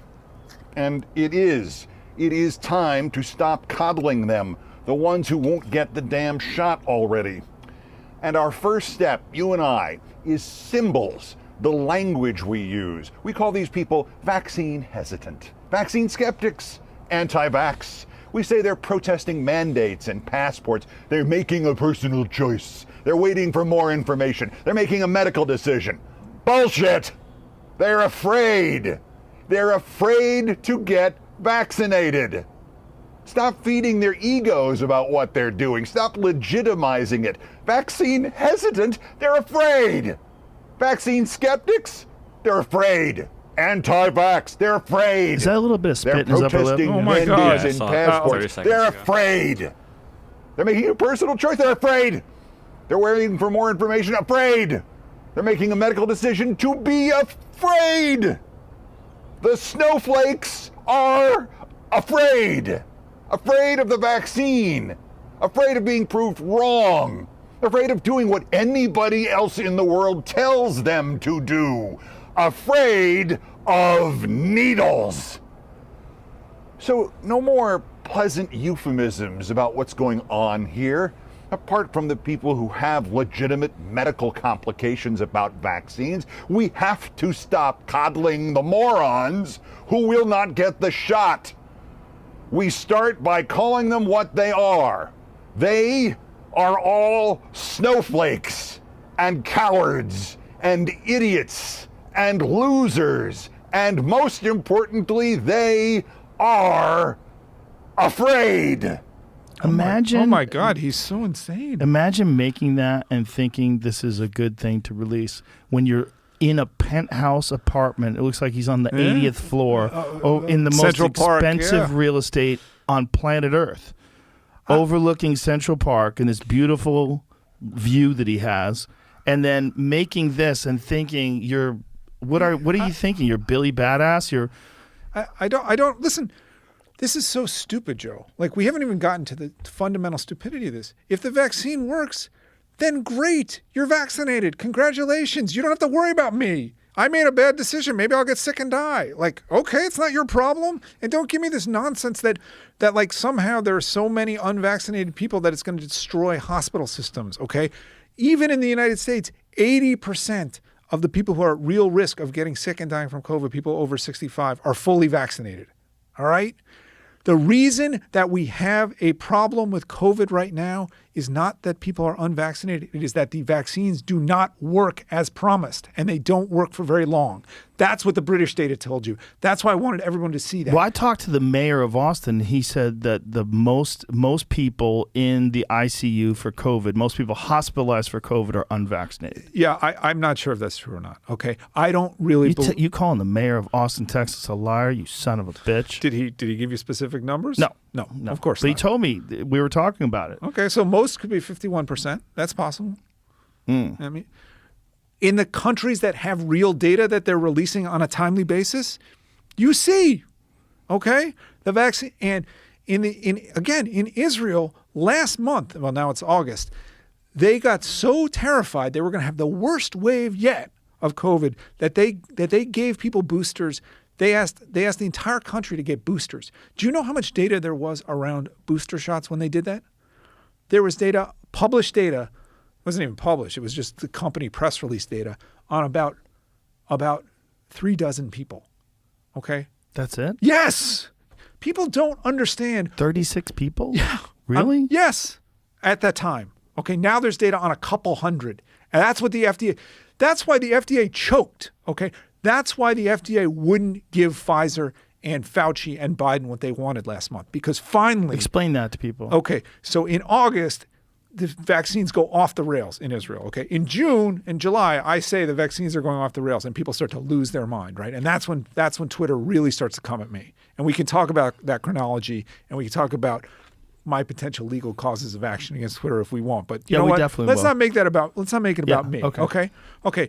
In June, at the beginning of June, there are 15 COVID cases a day in Israel. They are done with COVID. At the end of June, there are 300. In mid-July, there are 3,000. At the end of July, it might be the end of July when there are 3,000. In any case, 200-fold increase in cases a day in positive tests for COVID in between June 1st and August 1st in Israel. The vaccines just stop working. Okay? They just stop. Biologically, your body gets rid of these antibodies that it's been forced to generate. And sort of like sociologically, people start getting sick. I mean, there's what happens at the cellular level, and then there's what happens at the body level, right? At the like level of counting cases. So we know antibodies go away, and we know people start getting sick again. That's a better way to explain it. Fine, okay. By early July, I'm looking at this and I'm like, this does not look good. And I don't understand what's going to turn it around. I don't understand why we think that the biology of these first few people to start getting infected post-vaccine is different than the biology of other people who were vaccinated later. I think this is going to get worse. And I start saying this on Twitter. Vaccines are failing. Vaccines are failing. People did not like hearing it. Okay. By the end of July, early August, it was clear that Israel and the UK were headed for a crisis. It was more clear in Israel because the UK it's a little bit complicated because they used several different vaccines and they dosed them off schedule. Israel is just like the US. Israel used only the Pfizer vaccine, where in the US we basically used only the Pfizer and Moderna, the mRNA vaccines. We used a little J&J, but not very much. And Israel dosed on the schedule the companies had suggested, just as we did. Okay. It is clear by early August that something bad is happening. And the Israeli response is, we want everyone to get a booster. Everyone. Over 80, under 80, sick, well, it doesn't matter. You got the vaccine, now you need your booster. Okay? It's time for your bonus vaccine, as I like to call it, the bonus vaccine. It's a freebie. Hey, good for Pfizer. The stocks of the companies of Pfizer and Moderna and BioNTech hit new highs when this happened. Why? Because the perfect product from Wall Street's point of view is a product that fails and needs to be redosed, right? The speculation earlier in the year was these are going to last forever. People aren't going to need many boosters. That was actually bad for the company stocks.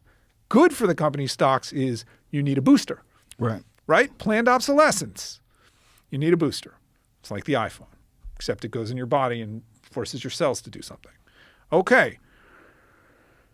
Fauci, Biden, who knows what Biden thinks? Who knows or who knows what, if anything, Biden is thinking. But Fauci understands. He's not dumb. He knows what's going on. He knows that what he thought in April and May is wrong. These are not going to last forever. You're going to need boosters. He goes to Biden, and in late, I think it was August 20th, the date's in the book, I think, but Biden says, time for your boosters. We're going to give boosters to everybody after 8 months. There's only one problem. These vaccines were approved on a 2-dose schedule, okay? You get 2 doses. You're done. It's not a therapeutic. It's not a drug that your doctor prescribes to you. You know what? I feel depressed. I'm going to give you an antidepressant for a month, and we'll reconsider in a month. I have high cholesterol. Try the statin for 3 months. We'll take your blood again at the end of 3 months. We'll see how it goes. No, that's not what these are supposed to be. It's supposed to be, you get it, you're done. And the vaccine fanatics will say, oh, well, the tetanus shot, sometimes people get after a 10-year boost. 10 years is very different than 8 months. And that's, there's been so much sort of, I hate to say misinformation, but misinformation about why these vaccines are really so different. So Biden does this, okay? He promises the world or the United States, we're all going to get boosters. And two of the most senior FDA officials who are in charge of vaccine approval resign within 2 weeks. Okay? They resign and they write a letter with other people to The Lancet, which is probably the best medical journal in the world, saying, we don't think boosters are a good idea for the general population. And somehow the media, there were a few stories about this. Can you imagine if Donald Trump had said something so out of line about vaccines that two of his most senior FDA officials resigned within a couple weeks? The Democrats would be ready to impeach him. Well, then Biden, he went and took a booster on television. Yeah, okay. Good for him. He's 78 years old. Maybe it makes sense for him. Okay? Should some 30-year-old or 40 or 50 or even 60-year-old be on a treadmill of boosters? But this is the question. This is why it leads to, it's a conundrum. Because if the vaccines do greatly reduce in their efficacy over 6, 7, 8 months, and the FDA says no boosters, so that means you have no protection. So here we are 8 months after people are being vaccinated, they're giving no recommendation to take a booster. Yeah. So it means you basically took a vaccine for nothing. That's right. That's right. And they don't want to admit it. That's right. So by the FDA pulling their recommendation for booster shots, they've essentially said do nothing.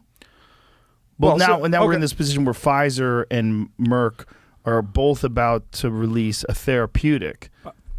Merck, the data on the Merck drug is actually quite good. They released it. And by the way, the stocks of the vaccine companies went down more than 10% the day the Merck reports came out, because Wall Street said, oh, there's a therapeutic. There's an actual therapeutic, so we're not going to be able to jam these boosters into people's arms forever. But now these therapeutics, do they have an emergency use authorization, or do they have to go through the full approval process? That's going to be an interesting question. Probably, I think Merck has indicated it wants an EUA and should get an EUA. And this drug, do we have data on potential side effects? Only the top. So the top line data. This is what got us into trouble last year, because the companies released this top line data that looked really good. We have top line data showing that hospitalizations were less than half in the people who received the drug. They decreased them by half. That's correct. And deaths were 8 in people who received the placebo, 0 in people who received the drug. And the side effect data was higher in people who received the placebo. Now that's top line, but it looks really good. But let me go back. Well, that's great. It's great. But so Fauci and Biden say something based on next to no data. And the FDA, the vaccine, again, the people in the FDA whose job it is to approve vaccines say, we are so troubled by this. They didn't explicitly say why they were resigning, but we know they resigned within weeks and then wrote a letter saying we don't think vaccines should be approved. Then the FDA holds a committee meeting in mid-September. It's one of the last things in the book. I managed to get it in there, where they vote 16-2 not to approve boosters for the general population. It is an incredible black eye. I thought it was 15-3. I think it might be, or 16-3. I think it was one of those. It was a landslide. Yeah. Okay. I might be wrong. We can look it up or not. I might have been repeating it incorrectly and have it in my head the wrong way. Find out what the vote was. So the FDA says no boosters for the general population. What did it say? 16-2. 16-2. Yeah. So the FDA says no boosters for the boosters at all. Right. No boosters for the general population. So do they say no boosters, but we recommend? Then they say we're going to okay these for people 65 and over and quote unquote at high risk. Okay. Which was clearly a sop to the administration. So 65 and over plus high risk. Yes. Both those things are Keith Olbermann, right? Isn't he? Is it?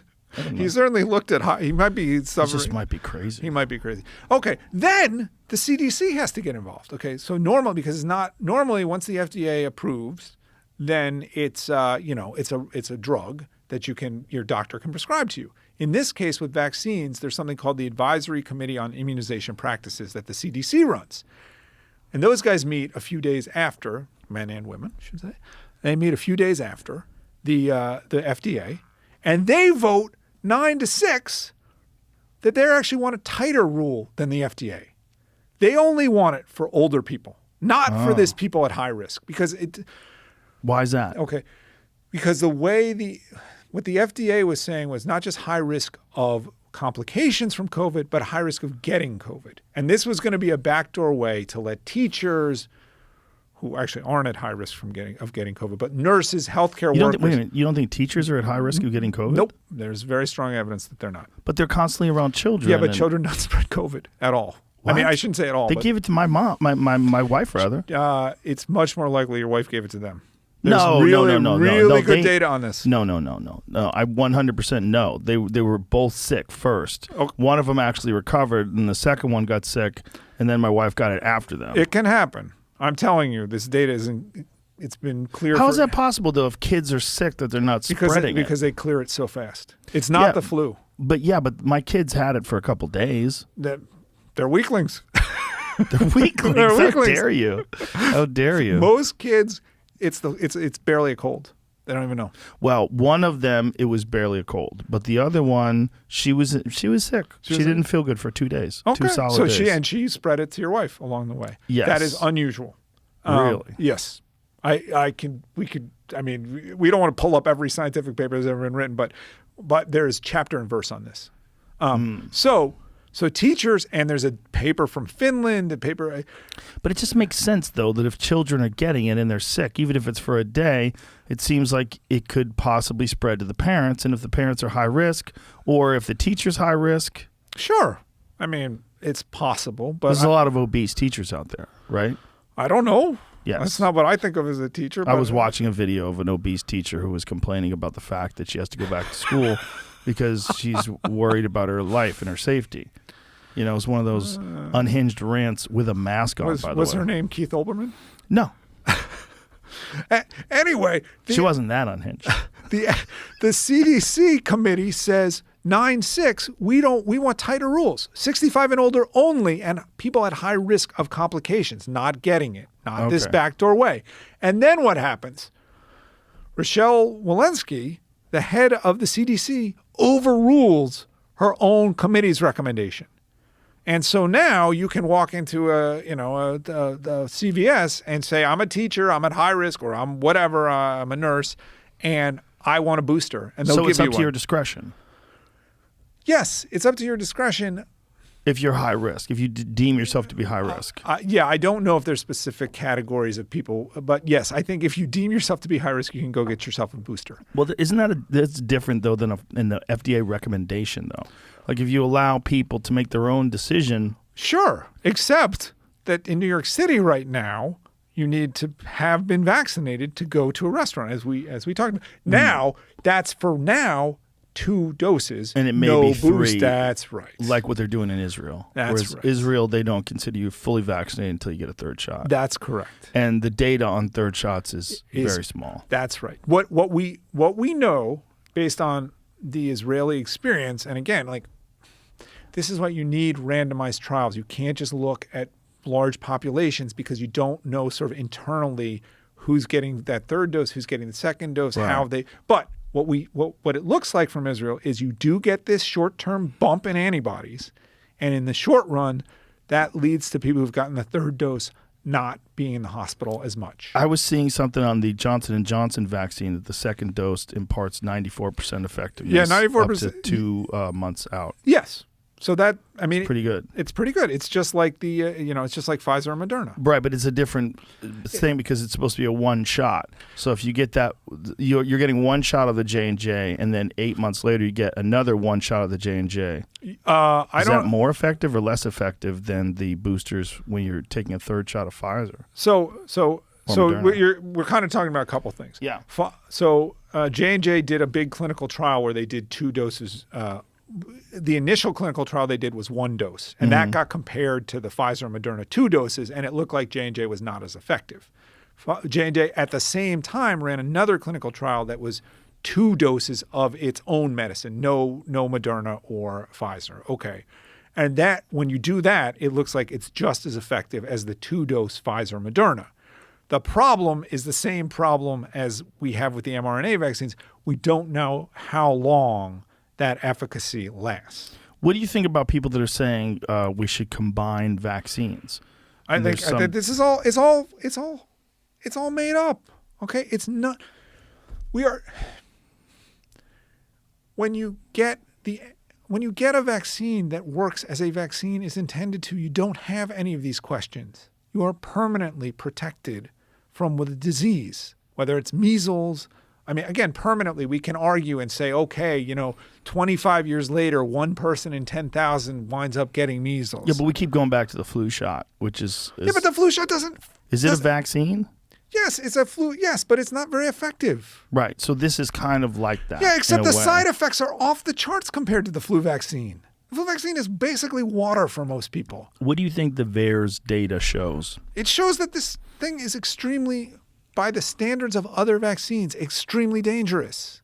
If it were a therapeutic with this level of side effects and this level of protection, I don't think it would be approved. Forget whether we'd be arguing whether we needed mandates. I don't think this could be approved if it were not called a vaccine. My concern is whether or not the reporting is accurate. Do you think the reporting is accurate? Because the VAERS data, if we're just going by that data, you think it wouldn't be approved. But is that data accurate? So listen, the vaccine fanatics like to say VAERS is a voluntary reporting system. Anybody can report anything. It doesn't prove that the vaccine is actually dangerous. Right. It could be over-reported. That's true. Look, I've read a lot of VAERS reports. I mean, there's a few that are clearly fake that some people have thrown in to try to I think in most cases, actually, I think they've been thrown in by pro-vaccine people to try to embarrass people like me into, if you fool me into reporting it, then you can say, oh, look, Berenson reported that, 3 8-year-olds died on the same day from the vaccine is nonsense, right? So I'm actually pretty careful about using VAERS data. It is also clear to me that most of those reports are made in good faith and they show what they say they show. Okay, they have lots of detail, and that doesn't mean, by the way, it doesn't mean that everybody who has a side effect following a vaccine or who has a negative event following the vaccine, that the vaccine has caused the negative event. Let me give you a good example, okay? There's this big question about whether or not the vaccines can cause miscarriages. Not infertility, okay? I don't think there's any evidence right now that the vaccines cause infertility. There is some animal evidence early on that the vaccines can cause miscarriages. What animal evidence is this? It's from rat dams in the preclinical work. And it was reported in the Moderna and actually the Pfizer European data. There's something called the European Medicines Agency, the EMA, and they posted more complete data than our FDA did, and that showed that there were these rat dams that had more deaths in people in the rats that were vaccinated, more miscarriages, I should say, in the rats that were vaccinated than those that weren't. What was the ratio? It was about 2 to 1 or 3 to 1. So, really? Yeah. I mean, listen, it's rats. It's a high. I should say it was 2 to 1. So what they do is they count. They look at the like number of, I guess, live. I don't know how they would. It was about 15% of rat pregnancies in vaccinated people, vaccinated rats, miscarried, and 7% in rats that didn't receive the vaccine. So 15%. Let me start again. Okay. Because I want to be right about this. I think you count live births. I think that's actually how they do. We could find this, but it's way buried in this file. So you count live rat births. You impregnate the rats, and then you give some of them a vaccine, and you give some of them placebo, and then the rats have their little rat babies, and you see who's alive and who's not. And do they give them a ratio of the vaccine that's I think proportionate? No, I think it's higher. I don't know how much higher, but it's significantly higher than humans would receive. Okay. Because this is not meant to prove anything. It's meant to sort of be an avenue for exploration. Okay. And obviously, what you're hoping is, no matter how much you give, the same percentage of rat babies will be born dead in both arms. In this case, in both the Pfizer and Moderna vaccines, double the number of rats were born dead in the vaccine arm as in the placebo arm. And so that's a signal. Doesn't prove anything. It's just a little signal. But here's something else we know. Pregnancy is a vascular, it's a vascular event, right? The woman is feeding this fetus. It requires a lot of cell growth. It requires a lot of, there's increases in blood volume. There's all kinds of stuff that happens to women when they're pregnant, right? It's a major metabolic event. Some women get diabetes when they're pregnant. It can happen. These vaccines appear, to the extent they have side effects, those side effects are centered around the cardiovascular system, right? Because we know, as you said earlier, the spike protein and SARS-CoV-2 in general have effects on the endothelium, on the lining of your vasculature, the walls, okay? One wouldn't be shocked to find that in some cases, perhaps a vascular event could lead to problems for fetal growth. Okay? I'm not saying that's happening. I'm just saying theoretically, there's sort of a biological plausibility there. Okay. So there are a bunch of reports in VAERS of miscarriages following the vaccine. In some cases, very shortly following the vaccine. Okay? Here's what else we know. Miscarriage is very common, especially early on in pregnancy. Sometimes women miscarry and don't even know they were pregnant. So when you give something to lots and lots of people and it's a common event, you're going to have lots and lots of cases. What I'm saying is that when people email me, and they do regularly email me and say, do you think the vaccine causes miscarriage? I say, I don't know, because that's the best answer. And I say sometimes now, because there's been a couple studies out of Israel actually, and the U.S., where they've looked at sort of large cohorts of pregnant women, and they haven't found excess miscarriages. Okay, that doesn't mean, again, because it's not a randomized trial, there could be that the women who got the vaccine tend to take better care of themselves in general and had a lower miscarriage base rate, and that got pushed up. We don't know. Right. What I'm saying is all this stuff is incredibly complicated. But when the director of the CDC or when Twitter or whoever says, we know these things are safe, we know there's no infertility risk, we know there's no miscarriage risk, they are lying. Okay? It doesn't mean that I'm saying I know there is a risk. What it means is the correct answer is there's a lot we don't understand about this, and it's early days. And to tell pregnant women who are at very low risk of death from COVID, very low, that they need to take this is wrong. Why do you think they're urging pregnant women to take it? Because I have seen that COVID while you're pregnant is exceptionally dangerous. That's a lie. Okay, what they're doing is they're comparing the risk of a pregnant woman with COVID to the risk of a non-pregnant woman of the same age with COVID. So there is a slight excess risk, but it's off a baseline that's almost too low to be measured. A 25-year-old woman who gets COVID is at, again, basically no risk unless she's morbidly obese. What if she's a 38-year-old woman that has COVID and pregnant? Still at very, very low risk. Not zero, very, very low.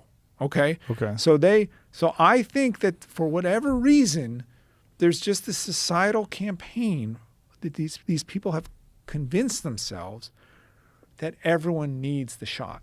What bothers me, and it seems to be a real thing, is that there is a real resistance to not just accepting, but even the distribution of possible therapeutics other than the vaccine. A big one being the monoclonal antibodies, where Biden actually restricted the amount that went to Florida and Texas after it showed that widespread use of monoclonal antibodies on people who were unvaccinated led to superior outcomes. Yeah, you're right. Yeah. It's insane. Okay, DeSantis has been he's followed the science better than any other political leader, elected official. And somebody told him, or he looked at the data himself, he realized that the monoclonal antibodies work. Okay, They work like the Merck drug works. We have real evidence. This is a thing. I'm not out there saying like homeopathic remedies are going to get you out of. I'm not saying, right. You need treatments for this. Yeah. Okay. And you're right. Like. But it's bizarre that they've been hesitant and resisting them, in fact. Yeah. Yeah. It's bizarre. Yeah. It's bizarre that ivermectin hasn't been properly tested. It's bizarre that vitamin D hasn't been properly tested, or zinc, or there's an antidepressant, weirdly enough, that like seems to show some efficacy. Fluvoxamine, it's called. We could have tested all of these things a year ago. We haven't. Yeah, is it just because there's just this mad scramble to get the vaccines out, and because the vaccines were thought to be the savior of this pandemic, that all of our eggs were in that one basket? Look, I don't understand. I don't. And that's the best explanation, actually, because that's not the one that's like, oh, they want to depopulate everybody, or, it's all Pfizer. I've heard that one. I know you've heard that one. That one gets weird. It gets weird. I heard that one from a doctor. People go down rabbit holes, okay? So there's that edge. And then I'd say there's like the middle conspiracy theories, which is like Pfizer just owns the FDA. Well, Pfizer doesn't own the FDA, but they're a big, powerful company, and they have 24 lobbying groups in Washington, apparently, and they're making a few $1 billion a year off these vaccines. Did you see that the woman from the CDC is now talking about gun violence? No.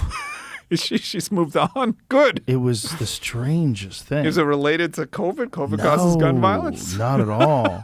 I just don't understand how the Center for Disease Control. Oh, they've been talking about this for a while. But like publicly about gun violence? Yeah, they're super woke on this. Woke. Yeah. Are they talking about obesity? No. I mean, yes, Weird. but they'll talk about obesity when they have. Are they talking about diet and heart disease? Once in a while. But that seems like something they should talk about, since those are diseases. Yeah, well, gun violence, it's an epidemic. So that's... Right, but not in comparison. I know, but I mean, numbers-wise, if you look at the people that die from guns versus the people that die from heart attacks. Joe.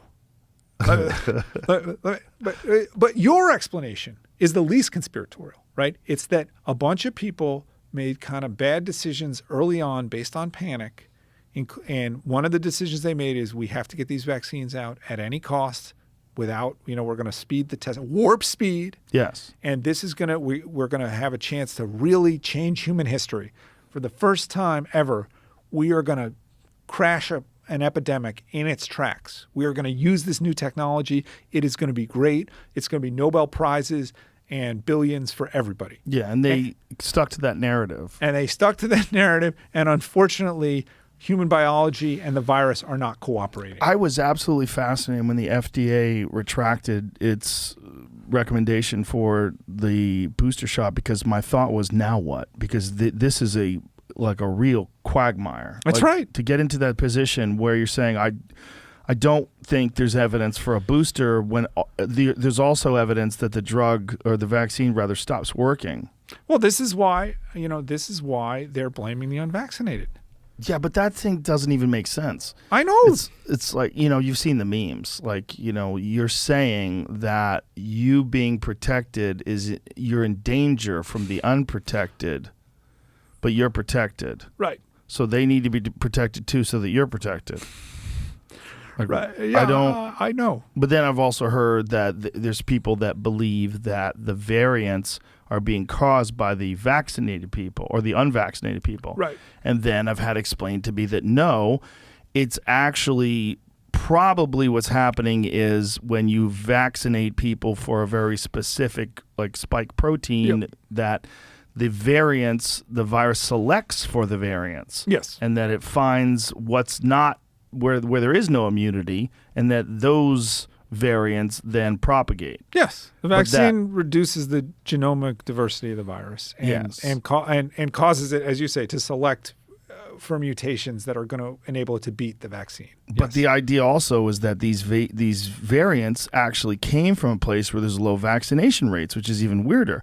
And then it was explained to me that no, all sorts of things cause viruses to mutate. Viruses are constantly mutating. And the vaccines, whether it's vaccinated or unvaccinated, is just one or two factors in this incredible equation of billions of people that are infected by a similar virus. Yeah, Is that billions accurate? of people with trillions or virions, viral particles, and Yeah. this thing is kind of sloppy and like makes mistakes when it's replicating. Yeah, Delta came from India, we Right. think. Even though, we're not allowed to talk about where things came from anymore. But Delta came Can you from. call it the Indian virus? You allowed to say it's that, the- or do you it's- get it- racist? You used to be able to. It was the The Indian Spanish flu, remember? That's right. But Delta came from India at a time when almost nobody was vaccinated. Right. But that doesn't mean that the vaccine didn't help make it more common. It may have had characteristics that in an unvaccinated population wouldn't have allowed it to take over the way it did in vaccinated populations. We don't know. This is But complicated. it's very complicated. But it's very contagious in unvaccinated people And in vaccinated and in people. vaccinated people. So I put up a paper on my Substack 2 days ago, actually it was yesterday, out of Israel. I mean, I hate to like make it sound like the Israelis are the only ones who are doing anything, but they are doing a lot. Why are they doing things differently? What is? Well, no, they're not. It's not that they're doing things differently. It's that they appear to be a little bit less political. Yeah, Like, but that's what I'm saying. Like, what I is mean, it? So they're. I mean, not that their government isn't very pro-vaccine. It's very. Look, you got this green pass where you're going to need a third dose. Right. But they have scientists out there who, for whatever reason, are reporting stuff in a less, I would say, in a more transparent way. Okay. And that's true in the UK too. Here, I mean, you asked me about the mayor of Austin. Look, it is entirely clear that Fauci lied about lots of stuff. Yeah, He lied. including gain of function research, Oh God, did he lie about that? Yeah. which is stunning that he did that in front of Congress. In front of Congress, yeah. And we didn't even, we started with that. That was an hour and a half ago. I mean, this is one of the problems with the Joe. Like, I'm going to go in whatever time I'm going to go. Like, we could talk for 24 hours straight. We could do like a COVID 24-hour marathon. There's so much to talk about. So not this month because now it's October. In September, there were 2 major document dumps that came out about Wuhan, okay? And it was the second one, actually, is the most important one. This showed that the EcoHealth Alliance, unless these documents are made up, and I do not believe they're made up, and Daszak, who's the head of EcoHealth, has not said they're made up, and presumably he would. He hasn't threatened to sue anybody. Internal documents from EcoHealth from 2018 showed that they were considering, and not just considering, they made a proposal to DARPA, which is the Pentagon Defense Advanced Projects Research Agency. They made a proposal to spend $14 million infecting bats in Wuhan with a spike protein that was optimized to attack humans. I mean, it's so insane. It sounds conspiratorial. It sounds like I made that up, but I didn't. The same guy. There it is. Leaked grant proposal details high-risk coronavirus research. The proposal rejected by the U.S. military research agency DARPA, which, by the way, they're making robots that can think for themselves and shoot missiles. That's right. Describes the insertion of human-specific cleavage sites into SARS-related bat coronaviruses. I mean, you can't make this up. No, you can't make this up. And that this EcoHealth Alliance was funded by the NIH, which then, in turn, worked with the Wuhan lab. That's right. And so DARPA, which, as you say, they make robots that, can shoot people. This was too risky for them. Yeah, they're like, that shit's crazy, son. Yeah, that's right. So by the way, the Chinese, okay, they got a few bucks themselves these days. Do you think that when DARPA didn't fund this, maybe like the Chinese government didn't fund it themselves? We don't know. One reason we don't know, because I'm going to not curse. I promised myself, even though this is a curse, this is Cursey a curse-happy show. environment. I told myself I'm going to be the higher mammal today. I'm not going to curse. Okay. Tony Fauci, beginning in February 2020, when this thing had just come out of Wuhan, shockingly, became involved in a campaign to discourage anyone from investigating the lab leak and saying that anyone who did was racist. Okay? And who was his best buddy on that campaign? Peter Daszak. Okay? This got so bad that last week, finally, the Lancet had a commission to investigate the origins of COVID-19. Who was part of the commission? Peter Daszak. So finally, the guy who was in charge of the commission said, we have to disband this because it looks like there might be an appearance of a conflict of interest. Oh, really? You hired OJ to investigate Nicole Brown Simpson's death. Was that an appearance of a conflict of interest too? They're insane. Like it's all been happening in plain sight. Yeah, it's not hidden at all. And that's why when Rand Paul confronts Fauci about it, and then most recently confronted that lawyer who was responsible for calling people who believe in natural immunity inferred by previous infection, he equated those people to flat earthers. And then Fauci, or Rand Paul rather, is questioning him and talking to him about this. Like, do you have a medical degree? Do you have any scientific background at all? No, you're just a lawyer. And how are you getting away with saying this? And the guy literally had no answer. No answer. Fauci. Here's the thing about Fauci, which I like how you're whispering. You got to go back to his public statements the last 30 years. He's such a megalomaniac. And it sneaks out from. He's kind of like this. He wants to sort of be. To have this like air of science about him. And yeah, I mean, obviously he's a smart guy. He understands science, but wearing the lab coat, he used to do that a lot more. He should wear the lab coat everywhere. To restaurants and shit. I think he used to. But every once in a while, what he really thinks about himself sneaks out, and he's a megalomaniac. Well, you heard the third person thing. No. You didn't hear what he said? No. When you're criticizing... when you Fauci, you criticize science. Yeah. Yes! He said his name. Yeah, that's always a bad sign. I thought only athletes were allowed to do that. Anthony Fauci, you're criticizing science itself. Yes. He believes that. That's a crazy thing to say. It's a crazy thing to say. An absolutely crazy thing to say from someone who's been proven to have lied in front of Congress. Yes. So and I think we talked about this a little bit off air before it came on, but so the HIV, story is an interesting story, okay? And it's actually a story of medicine working and science working, right? Because we eventually, but not that long. AZT though. Yeah, but there's these people out there who think AZT is like this killed a whole bunch of people. The truth is AZT actually is still used in some of these regimens. It's just that AZT by itself doesn't stop the virus. It can't. You need multiple. Wasn't AZT something that they used for chemotherapy? Yes, it's a very toxic chemo drug. Stopped using it because it was killing people quick. Yes, but you got to remember, HIV untreated HIV has a 90% plus fatality rate. It is an incredibly lethal. Who are the 10% savages that are surviving? I think it's even closer to 95 to 99. I mean, there's a few people somehow there with miracle immune systems who clear it, but it kills almost everybody, right? I mean, so Fauci in the 80s, there's this. It's a plague, right? And it's hurting. Who's it hurting the most? It's hurting gay people, and it's hurting intravenous drug users, marginalized people. So Fauci basically starts lying about that and says, he wasn't the only one, but there was this idea like if in the public health, if we tell the truth, then no one's going to want to fund research. Americans are so evil; they won't do anything to help these people. I don't think that was true actually. Even then, it's certainly not true now. But so Fauci, pretends that like this is a disease that anybody can get. You walk into a disco, you walk out with the wrong guy, you're going to get HIV. Very, very, very rare. Okay. Fauci realizes that the activists can be on his side if he's nice to them, and that's a good thing. Why is it a good thing? Well, it's a good thing for a couple reasons. It means his scientists aren't going to have to worry about getting blood thrown at them. It means that he's got a large pool of people with HIV who are willing to participate in clinical trials. But why is it good for Anthony Fauci? It's good for Anthony Fauci because all these really organized people are going to tell Congress to give him more money. And over the next few years, Fauci's budget for research goes from like $300 million to $5 billion.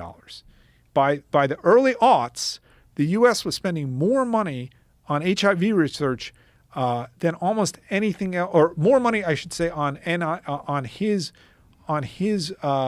unit of the NIH than I believe any other unit except cancer. That's a weird statement. The early aughts, is that the early 2000s? The early 2000s. Okay.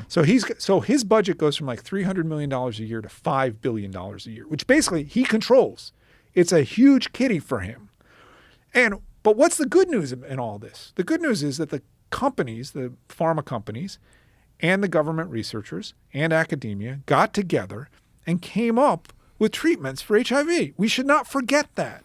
We basically solved HIV. Very few people in the United, not nobody, but very few people die from this thing anymore when it killed 95% of the people who got it early on.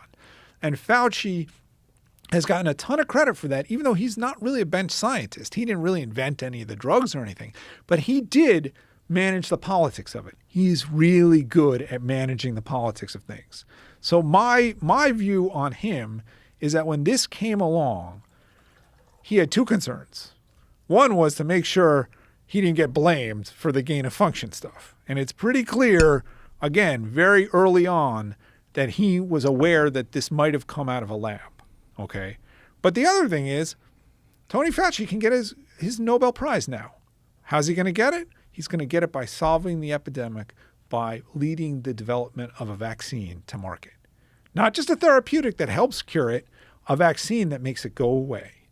And so basically, since February or March of 2020, the U.S. government has been focused on vaccines as the answer to the detriment of almost everything else. And unfortunately, that would have been fine if the vaccines had worked as we hoped they would, but they don't. So it's a bunch of different factors all combining together to put us in the position we're in.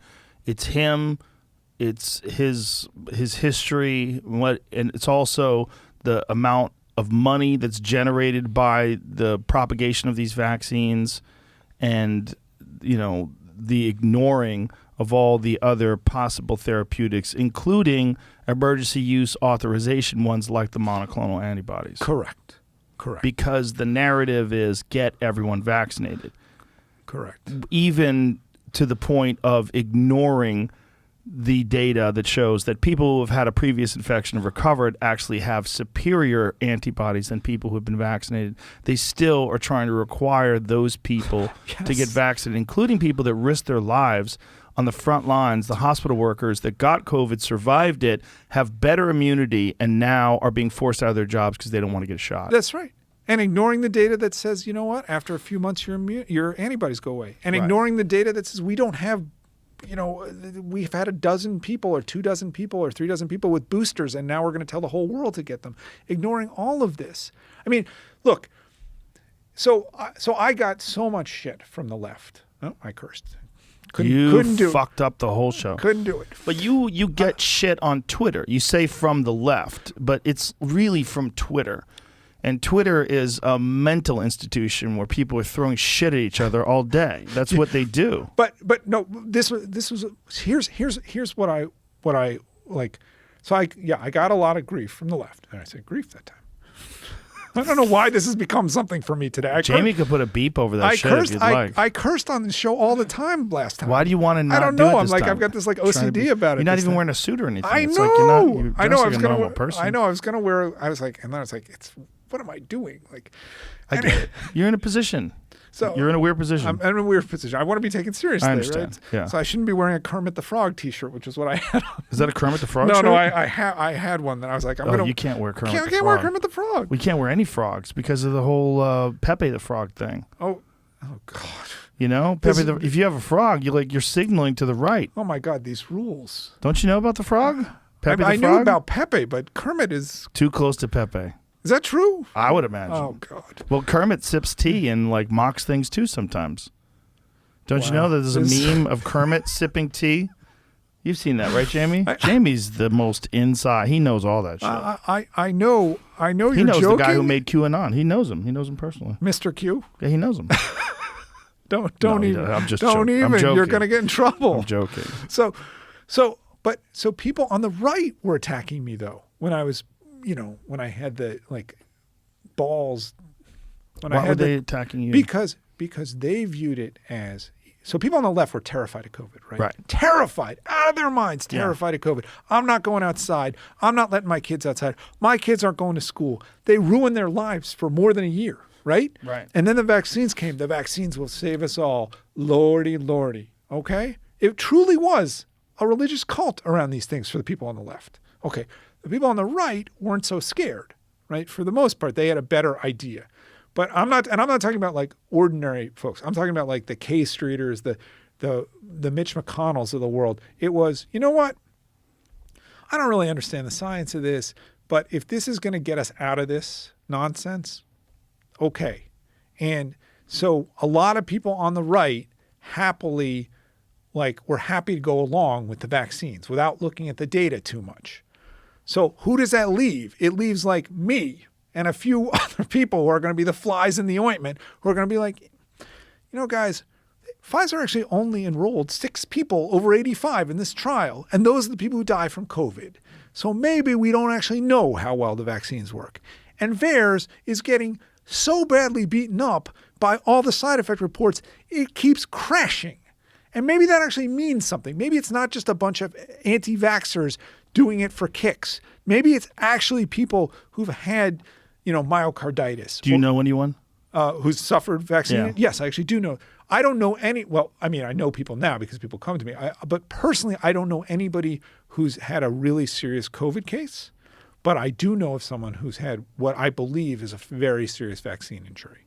And, you know, it's, again, you can't prove it. Yeah. But that's my belief. Yeah. And this is, you know, this is a relative. So, but so people got themselves locked in to the narrative. Yes. Because, but what they never understood, and this is, you know, I say this at the end of the book, okay? What they never understood was it wasn't, the choice is not vaccines or pandemic. The choice is normal life or pandemic. Because this thing kills probably worldwide somewhere between 2 and 3 out of every 1,000 people it infects. You know, in the U.S., it's a little bit more because in the U.S., you know, we're older compared to, let's say, Africa, and we're fatter compared to Europe. So we might be at 3 per 1,000. There is no reason on earth to be turning our lives upside down for this thing. There has never been, not since April of 2020, any evidence that this could destroy hospitals or hospital systems. Remember, those hospital ships that went into New York Harbor left a month later, and they'd taken care of almost no one. Okay, I'm not saying hospitals don't get full sometimes. I'm not saying that there's not hospital ships. They had ships. Yeah, USS Comfort, USNS Comfort, and USNS Mercy. So they pulled into New York Harbor in anticipation of an overwhelming amount of people with COVID. In New York in April 2020, a city councilman, not some rando, a city councilman said, we are going to start burying people in Central Park. Okay? That's how crazy it got. He probably wanted to get reelected. He actually ran for mayor and got nowhere. You see what I'm saying? Idiot. But Idiot. That was back in the day also when really people did not know the actual effects of the disease. That's right. There was no treatment. It was very speculative. People were very scared. And also there was this thought that we needed ventilators. Yes, and ventilators killed people. In New York, unquestionably. Yes. Okay. Listen, unfortunately, by the time you get to needing a ventilator with COVID, you're pretty sick. And some of those people are going to die. But we clearly overused ventilators early on. But why? What we should have been saying from the not from the day it came out, but certainly from April 2020 was, this is manageable. We have an advanced healthcare system. We're gonna take care of this problem without destroying our society. And the public health establishment wouldn't do it. The media wouldn't do it. And clearly with the media, a lot of it was hatred of Trump. They saw it as punishing him. And I'm not going to say clearly, he probably, I would say there's a better than even chance he wins the election, if not for the coronavirus. That's certainly what the betting markets thought in January 2020. So the coronavirus destroyed his reelection for sure. But along the way, it got so deep into so many people, into their psyches, it panicked so many people that it seems impossible, at least not, it's not down here. Down here, people live normal lives. But in New York, people are still crazy about this. And the vaccines were promised as the answer. Yeah. And there's just this total unwillingness to admit that they are not working as promised. What was it about this? I mean, you've had some controversial takes on things in the past, and that's actually how we got to know each other. Yes. Where I actually agreed with you, even though I'm a marijuana enthusiast. I do know people that have had very adverse reactions to marijuana. And when you had this book that came out, Tell Your Children, about the dangers of marijuana, there was a lot of people that were like potheads that wanted me to have you on to go after you. Yep. But I was like, well, hold on, guys. Like, this is a thing. Like, this is a thing that I've witnessed. I know people that have had psychotic episodes or schizophrenic episodes. The numbers of people that have schizophrenia, it varies. I think they think it's 1 in 100 that just naturally. It could be that we're experiencing, and marijuana like enhances it. But it's certainly something that's worth discussing, and it's certainly something that with some people is not a good idea for them to engage in. And we had you on with Mike Hart, who's a marijuana doctor and or prescribes it. Who, by the way, is very sort of in favor of my views on COVID. Yes. Weirdly. Well, not weirdly. I mean, I think it's hard when you go into a debate because you want to come out victorious. You have this preconceived assumption of your being correct, and you go into this thing, and I'm sure you probably expected more support from me too. Yes, which was I thought you really played it neutral that day. Well, I know people. That's the problem. I have personal experience with friends who've lost their fucking mind. Yep. And I've had some slippery moments on marijuana too. Not slippery to the point where I thought I was going psychotic, but where I'm like, wow, this is scary. Like you can get so paranoid and so freaked out from THC that if you had a mind that was already in trouble, that's right. That's how I would perceive it. And I know of people. I know of one guy very clearly. There was a moment where it changed his life. Yep. It changed his life. He got a high dose edibles, and he's never been the same person. Never. And since then, he's gone further and further downhill, like flat earth, everything, like everything, all the above. He's, and you know, I haven't spoken to him in years, but he's out of his fucking mind now, like legitimately. And I don't know how much of it would have happened anyway. Right. But I do know that a large amount of it happened because of that one day. Yes. And I know of other people too that I think it happened to them too.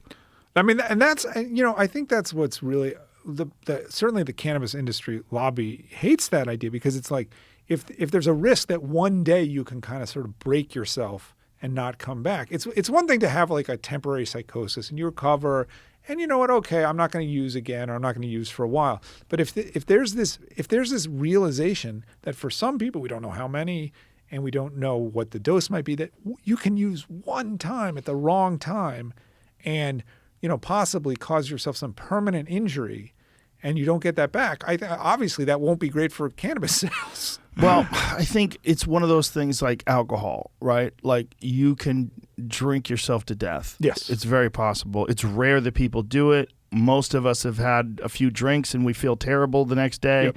But there are people amongst us that have died from alcohol poisoning. Absolutely. It's a real thing.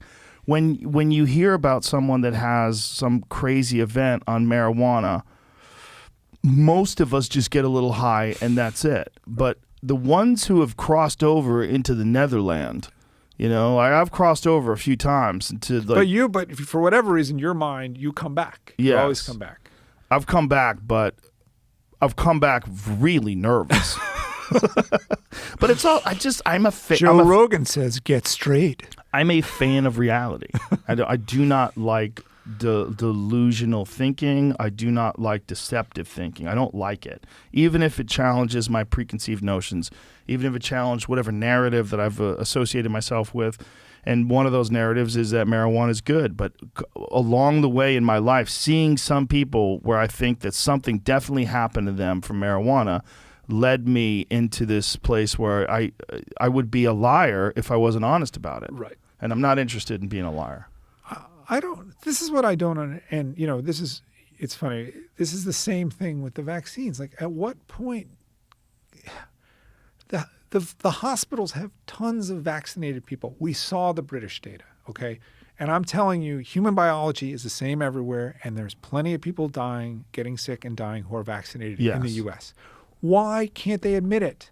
Why do they have to lie about it? I think it's this thing where everyone is committed to this narrative. Like I was saying, that I could have done with marijuana. People, they identify with being a person that's on the right side. If you're a person who got vaccinated, you did the right thing. If you're a person who is pro-vax, you are on the right side, including like when you're seeing that vaccine mandates. Folks, be really clear about this. Vaccine mandates is a form of control.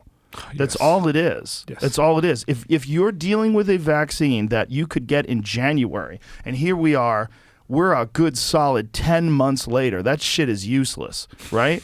If that's the case, if that is the case, how is that okay? How is it okay that you can have a vaccine and you can go anywhere you want as long as you got a shot in January, but someone who got infected last month who has rock solid antibodies can't go in there? right. That is nonsense. And I have a real concern about this. In the slippery slope of government control. You make a great point, which is, and I appreciate you bringing this up. So if you're vaccinated back early on, you probably, again, this is what the Israeli data suggests. This is what our breakthrough infection data suggests. Even in the U.S., you probably have very little protection right now.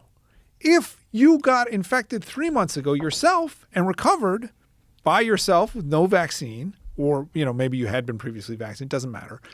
You have good protection right now. Okay? So why is the person in the first category privileged over the person in the second category? It has nothing to do with the medical realities. Well, it's a binary decision. It's like there's a 1 or a 0, a good or a bad. Get vaccinated, that's good. And so they've decided there's too many cases, we need to get everybody vaxxed. And the mayor of New York is such a buffoon. To have it come from him makes so much sense because he's such a dullard. And when he proclaims this, that we're going to do this, after he's like told people they can get free vaccine or free cheeseburgers with vaccines, right. Like you see, like this is not a rational decision that's based on science and based on the data.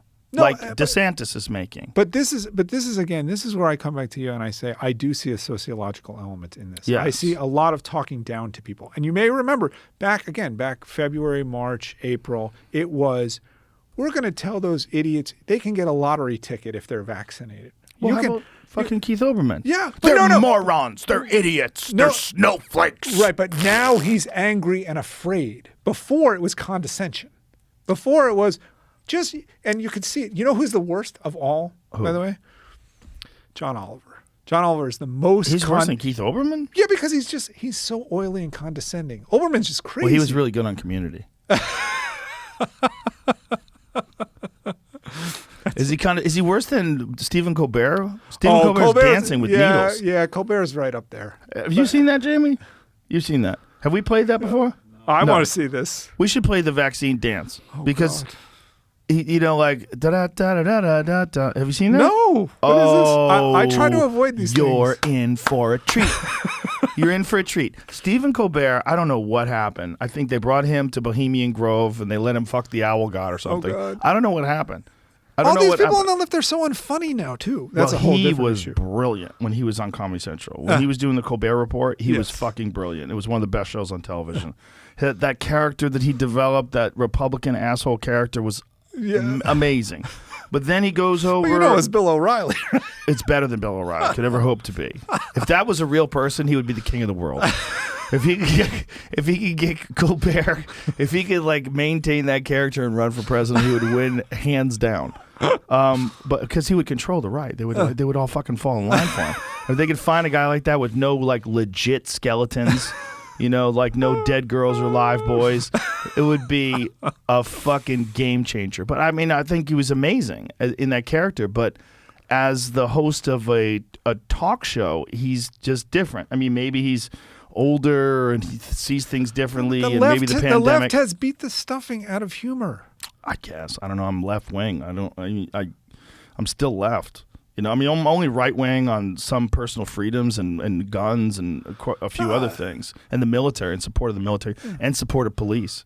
I'm very right wing in that, but I'm very pro-choice. I'm very pro-civil rights. I'm very. By the way, this pro-gay abortion rights. law in Texas is crazy. Crazy. Preposterous. 6 weeks is literally like a grain of rice. You know what? You want to outlaw abortion? Outlaw it. Don't set up this craziness of like we're not doing it and we're going to hope the Supreme Court like goes with our weird. Yeah. No, it's not good. And I think most of us living in Texas had no idea that it was even happening until it was too late. And then it was a wake-up call where we're just like, what? It's gonna get struck down, I think. One can only hope, because my thought on any of these like ridiculous overreach things is they make people swing in the other direction. Yep. And I think it's good to have Texas red. I think, and again, this is coming from someone who's very liberal, but I think that there's a certain rigidity and a certain like discipline and like respect for law that's involved in the right that we're really slipping on in these blue states. And when I see all the chaos that happens in a lot of these blue cities like San Francisco, allowing people to just go into stores and steal $900 worth of shit and run out, like, it doesn't work. You have to have accountability. You have to have a certain amount of accountability. You have to have a certain amount of law and order. It's important. Yeah. It's important. But one of the things, and again, this is what's so odd. Like, these people are the same people who suddenly want vaccine mandates, right? Yeah. And they want to. Oh, here we go. Here it is. Oh, you need to good. see this. You This isn't really new, though, which is weird. It's posted in June, and everyone just saw it last week. Well, nobody watches that show. Well, that's probably the reason why, but Give me some wine. Look at the dance. What is? These are needles. So he's dancing, and there's needles behind him dancing.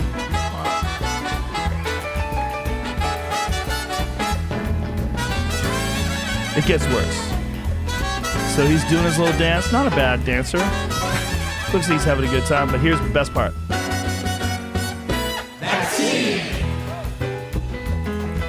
Oh my God. Dude, there's not even a song. So he's going through the crowd. And he finds people, and they're all clapping because the applause signs are on, ladies and gentlemen. And no one, and he grabs some old lady and he's dancing with her. No one in this is appalled by this insane attempt at propaganda dressed up as entertainment.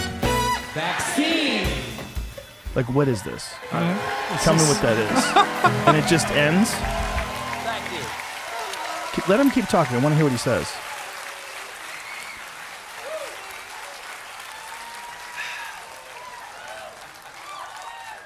And they said it couldn't get any longer. Wow. What is that? I don't know. Like, imagine being in a meeting. Me as a comedian, I imagine being in a meeting with a bunch of writers, and this is what they pitch. Go, what? Wait a minute. Wait, so I'm going to dance with needles? So you just want me to kind of like dance with needles and then go, vaccine. That's it? That's it. That's the whole thing. That's all you need to know. Who's paying for this? And you just want to pull their masks off like a Scooby-Doo episode, and it's a bunch of Pfizer execs. You motherfuckers. It was you all along. I would have got away with it. It wasn't for you meddling kids. Well, they did get away with it though, because they blocked me from Twitter. They blocked me. Who do you think blocked you? This is okay. So, well, we may Okay. find out. It'd be nice if we get a little discovery. Are you going to court?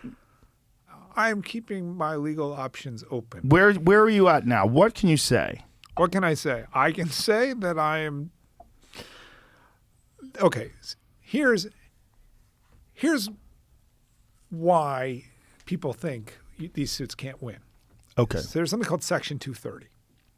Section 230 is part of it's a law. It's like 25 years old. It's part of the Communications Decency Act.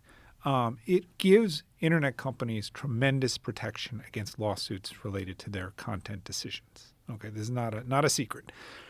There's two main provisions, and it's been totally sort of misinterpreted in a way that doesn't really make any sense, but is now basically the rules.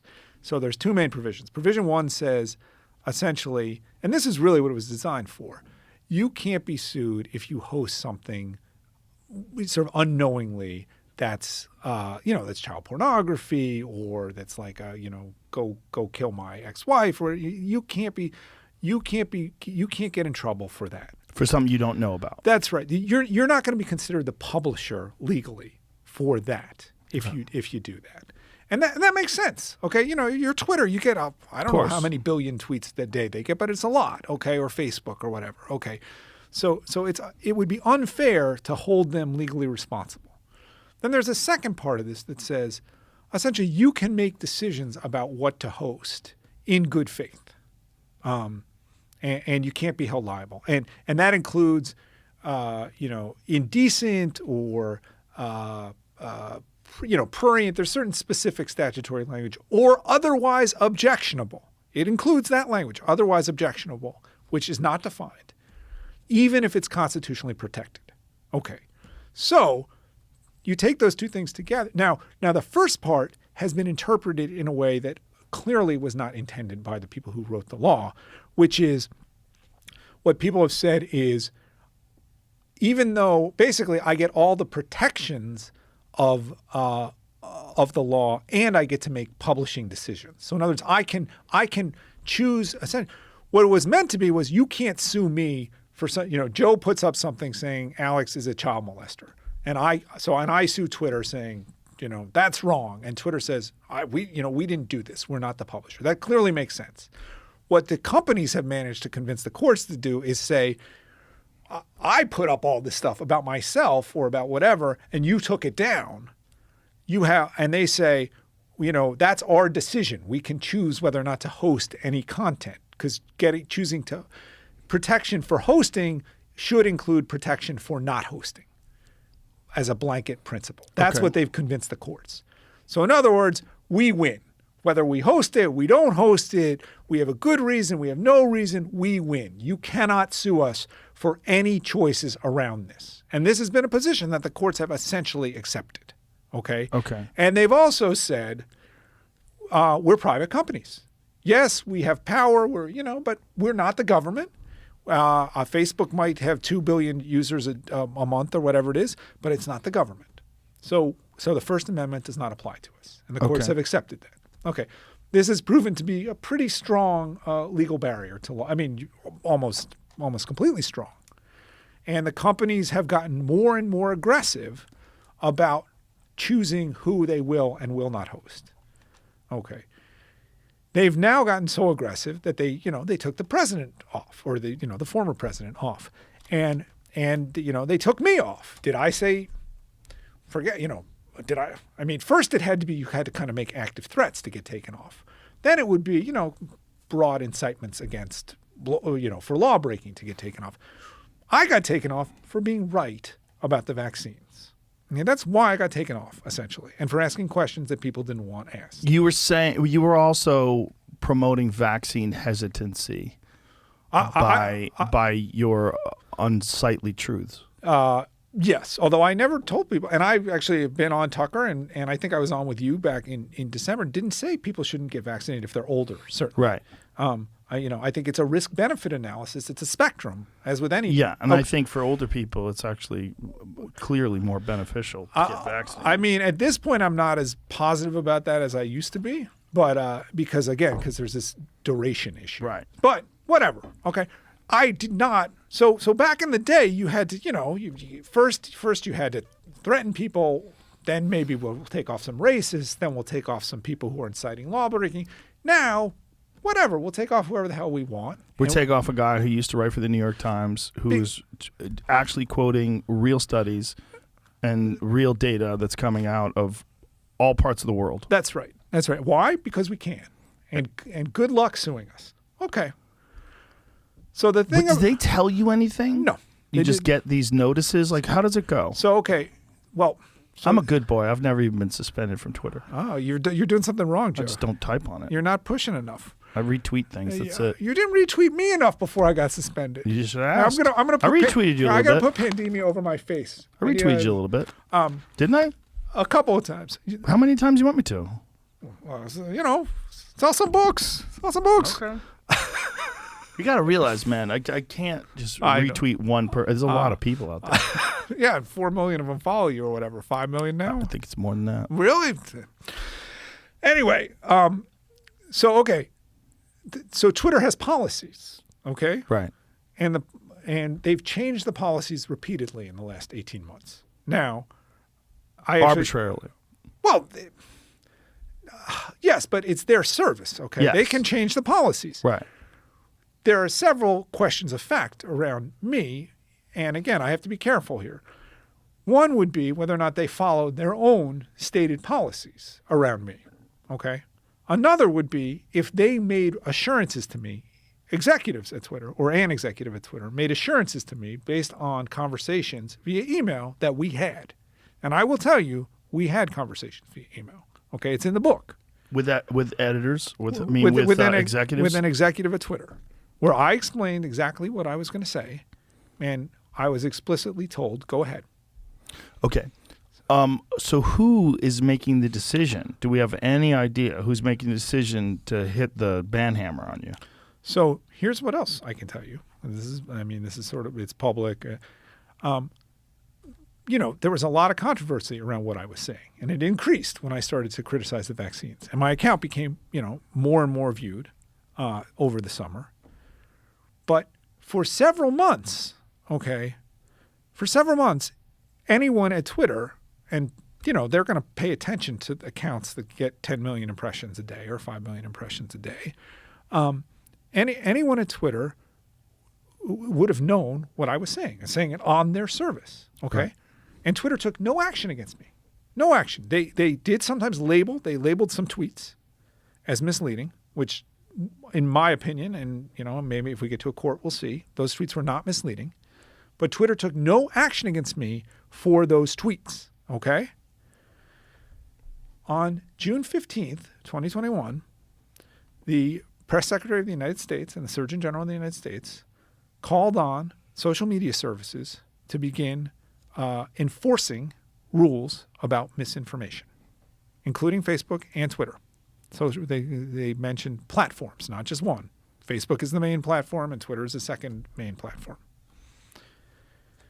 On July 16th, 2021, the President of the United States was asked a question about Facebook and vaccines, and he said, they're killing people. Okay. And I think it was actually Facebook and other platforms. And he said, they're killing people.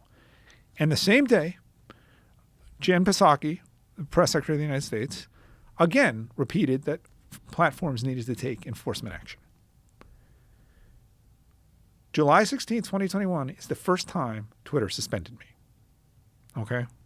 So we'll see if a court wants to decide whether the U.S. government put undue pressure on Twitter and whether Twitter was acting as a state actor, okay, which would mean they're subject to the First Amendment, whether or not 230 applies. Would you have to have direct correspondence between Twitter and the State Department in order to make that claim? Well, I can claim whatever I want. To prove it is different. Right. But to prove it. But discovery is an avenue where you find out what the other side knows and doesn't know. And it's also possible, because some of this stuff is government, I can try to FOIA it. I can file Freedom of Information Act requests to try to find out what they know and don't know. Okay. So those are all avenues. Beyond that, there are legal doctrines. And again, because the companies have gotten so fat and happy with 230 and they've gotten so protected from it, and they've become more and more aggressive about deplatforming people, there's now lawyers who are concerned about this. And they are looking at various legal doctrines, precedents that would raise the question of whether or not 230 is being misapplied and overapplied. And you actually saw some of this last week. Former President Trump filed a request for a preliminary injunction against Twitter so he could get back on the service. And he raised the question of some precedents from cases that are decades old. When did he do this? He did it Friday. Really? I wasn't aware of that. Yes. He wants to get back on the service. And so, he has some claims. I frankly think that my claims are stronger than his because of some of the specifics of the timing and the specifics of my communications with Twitter. We will see. These cases they're complicated. And if I'm going to bring one, I want to bring it in a way that is likely to win. Now, if he has a case and his case gets out there first and by some miracle they wind up reinstating him on Twitter, then your case becomes stronger. Yes, much stronger. I would think so. But is there any possibility that they're going to let him back on Twitter? Well, they won't let him back on unless a court forces them to. That's right. What the preliminary injunction is a requirement. So Twitter, it doesn't matter what Twitter wants in that case. Now, Twitter's going to say, we're a private company. We can choose to have whoever we want on. We have our own rules. And, it's a violation of our First Amendment rights to force us to put anyone on, including the former president. God, what a mess. It's a mess, and it's a mess because the companies have grown too powerful, and they are exercising censorship much too aggressively, and frankly, the left isn't satisfied. This is beyond the fact who is the left like even more than big pharma right now? Big tech. Well, the reason why is because they are silencing their enemies, right? The enemy of my enemy is also my friend. Until right? it's not, right? Right, until it's not. Well, it's a very short-sighted approach because it's extremely dangerous to just start censoring people because for many reasons, but one of the big ones is that you deny the value of discourse. You deny the value of debate and of good speech winning out over bad speech.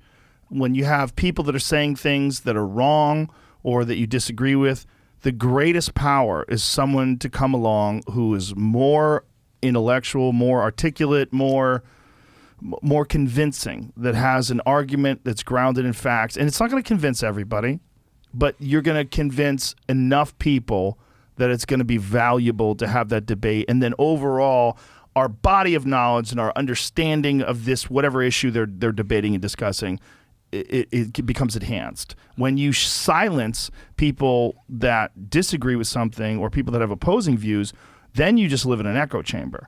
And you also, you're going to galvanize all the people that are on the opposing side because now they're going to realize that not only can they not discuss it, but they've been completely silenced.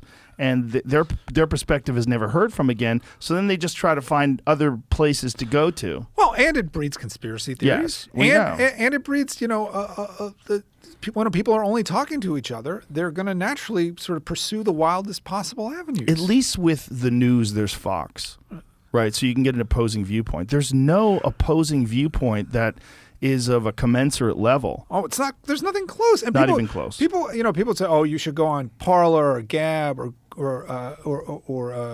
Getter," right? And the thing is, like, first of all, I don't want to just be talking to the people who are agreeing with me. Of course. And second of all, there's nothing. Twitter is by far the most important of these platforms, and they've caused me real economic harm. Because, I was able, even though it's free, right? And as we talked about with Substack, you can get almost all my content, basically all of it, for free. When I would tell people on Twitter, gee, you should sign up for my Substack, they did. So that was with no other form of advertising, I was able to drive people to my Substack. And frankly, this book is going to come out in a month and a half. And I would love to be able to talk about it on Twitter. It would be valuable for me. So they have hurt me economically. They have defamed me. When they say my reputation, I mean, listen, people can watch this and think that like I made a mistake here, I made a mistake there. I don't think anybody who watches this can't say that I'm serious about what I'm talking about, right? That is as a reporter, it's important to me. And as a reporter who's trying to sell books or whatever, it's important to my brand. And Twitter defames me when they say that I'm putting out misleading information, when that's the last thing I want to do. If you want to say Alex doesn't care, he knows that old people are dying, and he's just a bad guy and he doesn't care, okay, make that argument. But don't tell me that I'm saying things that are not true or inaccurate, because I do whatever I can to be accurate. Now, you said you were in conversation with this executive. Yes. And you told them what you were going to do. Did you ever contact them after you were banned? So the executive who I was in contact with is a guy who was the head of global communications. He actually left in June of 2020. So he left right before you started getting suspended. Yeah, and I don't know. I don't know what internal politics, if any. I mean, he could have left for 100 reasons. But. There was an article that was written in The Atlantic about you, Yes. the pandemic's wrongest man. Yes. I didn't read it, but did they get anything wrong? Did they get anything wrong? I mean, to me, the whole article was broadly wrong, but I actually address it in the book. So look, when I worked for the New York Times, before that, okay, when I was a reporter, a quote unquote real reporter, for major news organizations, if you're gonna write about somebody, you have an obligation to run all your important questions by them, okay? And not just once. And the harder the article is going to be, the more obligation you have. Now, if they don't want to talk to you, they want to lawyer up, they want to tell you you're an asshole, whatever, okay. But you, as the reporter, the harder you're going to hit them, the more responsibility you have to make sure they know what your questions are and to give them a chance to answer factually. And then you should consider those answers, okay? Not just try to poke holes in them. You should consider them. That's what journalism used to be, Joe. Right. Okay. What has happened in the last, one of the many terrible things that's happened in the last 5 years is it's a gotcha game, but it isn't even really a game, a gotcha game. It's like this guy sent me one round of questions, and I knew immediately upon reading them, and I also knew it was The Atlantic, which I'd been writing, about on Twitter as being totally wrong for months and months. I knew immediately that he was out to get me. Nonetheless, I answered those questions in full. And if he'd had more questions for me, I would have answered those too. He took my answers. He looked for he looked for sort of like these friendly epidemiologists or whatever to try to poke holes in them. Where he had to, he sort of like he twisted stuff that I had said, and then he wrote what he wrote, and he didn't come back to me and say, "Hey, you said this, and I talked to 3 epidemiologists who said this. What's your response? You said this, and when I look at this data source, it says this. What's your response?" So it was a hit piece in that regard. regard. It was but that's okay. You can come to a piece with a point of view. And here's the other thing, okay? Back then, now my worries are about duration of protection as much as anything else. But back then, I had 2 main concerns about the vaccines, which I expressed very clearly in my in a booklet, in a 14,000-word booklet that came out a few days before that piece ran. Okay, they were that the side effect profile looked much worse than other vaccines, and that the companies had not enrolled the right people in the clinical trials, so we didn't really know how protective the vaccines were. All right. You read that piece. Well, don't read it, but you read it if you like. You tell me that it is a fair assessment of those 2 problems. The problem isn't that he wanted to hit me. It's that he didn't want to he didn't want to actually address my real concerns. So what, it is what it is. The nice thing about the book is like the book will stand.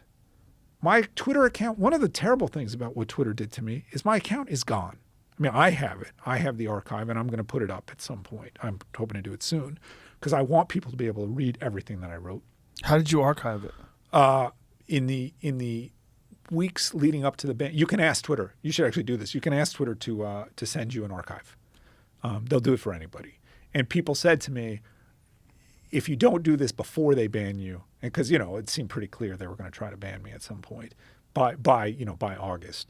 You're going to have a hard time doing this after you ban you. So ask for your archive. So I did. So I have all my tweets. But no one else can see them. Has anyone been reinstated on Twitter? I don't know. That's a good question. Nobody, I don't think anybody, sort of well-known has. I haven't heard of anybody. They call it, so by the way, you asked me this before. So it's supposed to be a 5-strike policy. That's what they instituted in March. And they're supposed to tell you, they say, we'll tell you after each strike what you got in trouble for. So they never told me I had a first strike, and again, back sort of March through July, pre-Biden, I seemed to be able to post, essentially freely without censorship. And even when they would put a misleading tag on, they didn't notify me. Then they told me what my second strike was. The 3rd strike, they sent me an email, but they didn't say what it was. The 4th strike is to me, they're all egregious, but the 4th strike was so egregious. The 4th strike, I reported this. I said, Pfizer has updated the results of its clinical trial from the big one, the one that got the vaccine approved.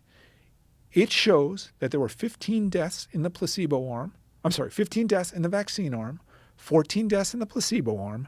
There's no benefit on this basis to taking the vaccine. It doesn't reduce deaths.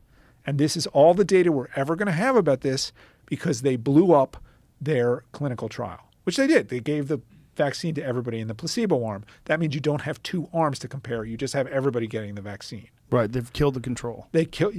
Correct. They killed the control. So Twitter said that was misleading. How could it possibly be misleading? It was a completely accurate description of the clinical trial results that Pfizer posted about its own trial. Okay? That was my fourth strike. Fourth strike is a week. Fourth strike is the last one before you get banned. And then a month later, they banned me. They never notified me. I still don't, I mean, I think I know which tweet it was because it must have been the last tweet that they put a misleading tag on. What was that one? That one was, I'll read it to you. Okay. But again, they don't tell you what was wrong with it. They just said it's misleading. They didn't. Right. They didn't tell me anything. They put this tag on it. They don't give me a chance to cure it. They don't say why it's misleading. The tweet was. That's the universal sound when someone's looking for something. So sad. 0 following, Oh, 0 that is sad. followers. So sad. And my final tweet. Drum roll, please. Here we go. It doesn't stop infection or transmission. Don't think of it as a vaccine. Think of it at best as a therapeutic with a limited window of efficacy and terrible side effect profile that must be diagnosed in advance of illness. And we want to mandate it insanity. And there it is. This tweet is misleading. It Learn is. why health officials recommend a vaccine for most people. Oh, God. We're in a movie. We are in They Live. This tweet is misleading. It is. Learn why health officials recommend a vaccine for most people. Yeah. By the way, it doesn't stop infection or transmission. Can we all agree on that? Well, it's clear now. We know that now. And now they're saying it stops death. I mean, there's a video of Fauci talking to this influencer on Instagram. It's kind of a hilarious video because she's talking about like hot vaxxed summer. Oh, yes. Yeah, and he's saying, yes, you can do it because you won't catch it and you won't transmit it to your friends. And when he says that, that's not true. No, well, I mean, here's the thing. Right? I don't know it's not true. Now we know that's not true. Now, here's my book's got 65 pages of notes, but Fauci said At the time, that's what he did think, though.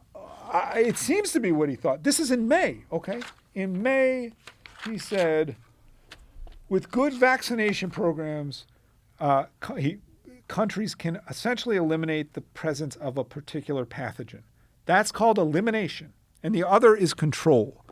You have a very, very low level in the community, enough to know you haven't completely eliminated it. So he was actually saying, control means you get to a very, very low level. There's also this thing called elimination. And then he said, with SARS-CoV-2 and with COVID-19, I would hope it would be much closer to elimination than just control. That was in May. So when these people tell you that they didn't say the vaccines could end the epidemic, they are lying. They were just wrong. Now, when they initially released the vaccines, what kind of a window of efficacy did they envision? Did they have data that showed a wane after a certain amount of time? No. So what there's a paper that came out, I think it was in April 2021. It's a good paper, and it has this chart, and it shows so that when you the one thing you can't ever do is speed up time, right? So they were guessing. They were guessing at how long the protective effect would last, and there's something called the vaccine correlate of the immune correlate of protection. What they were essentially trying to guess was two different things. One was what level of antibodies correlated to vaccine protection. So in other words, if your antibodies got to, I'm just going to make up a number, 1,000 units per milliliter of blood, how protected were you compared to if your antibodies only got to 10 units per milliliter of blood? So, and we knew some vaccines are better at getting your antibodies to go really high than others. Okay. And the best ones were the mRNA ones. Okay. So they were guessing on how quickly that would decline and on how low at what point would you be vulnerable again. Okay. But they also had to guess where you're going to get this B and T cell immunity, this long-term immunity, and they didn't know that either.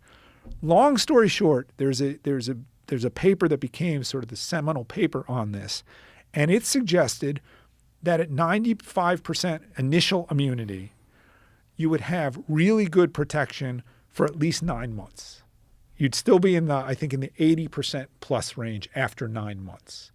And then, assuming that there was some argument among virologists and stuff, does it flatten out there? Does it continue to decline?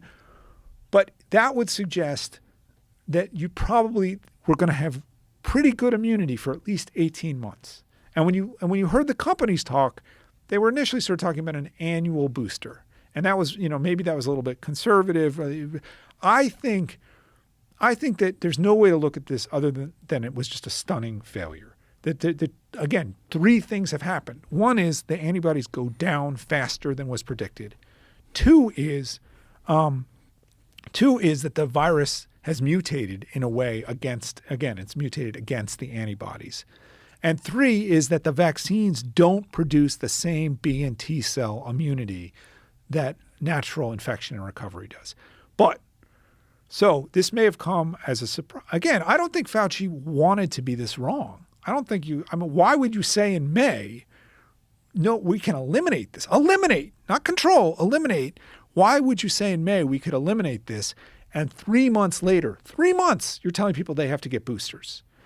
You said it because you made a mistake. The question that I think we should all ask is, did the companies know more?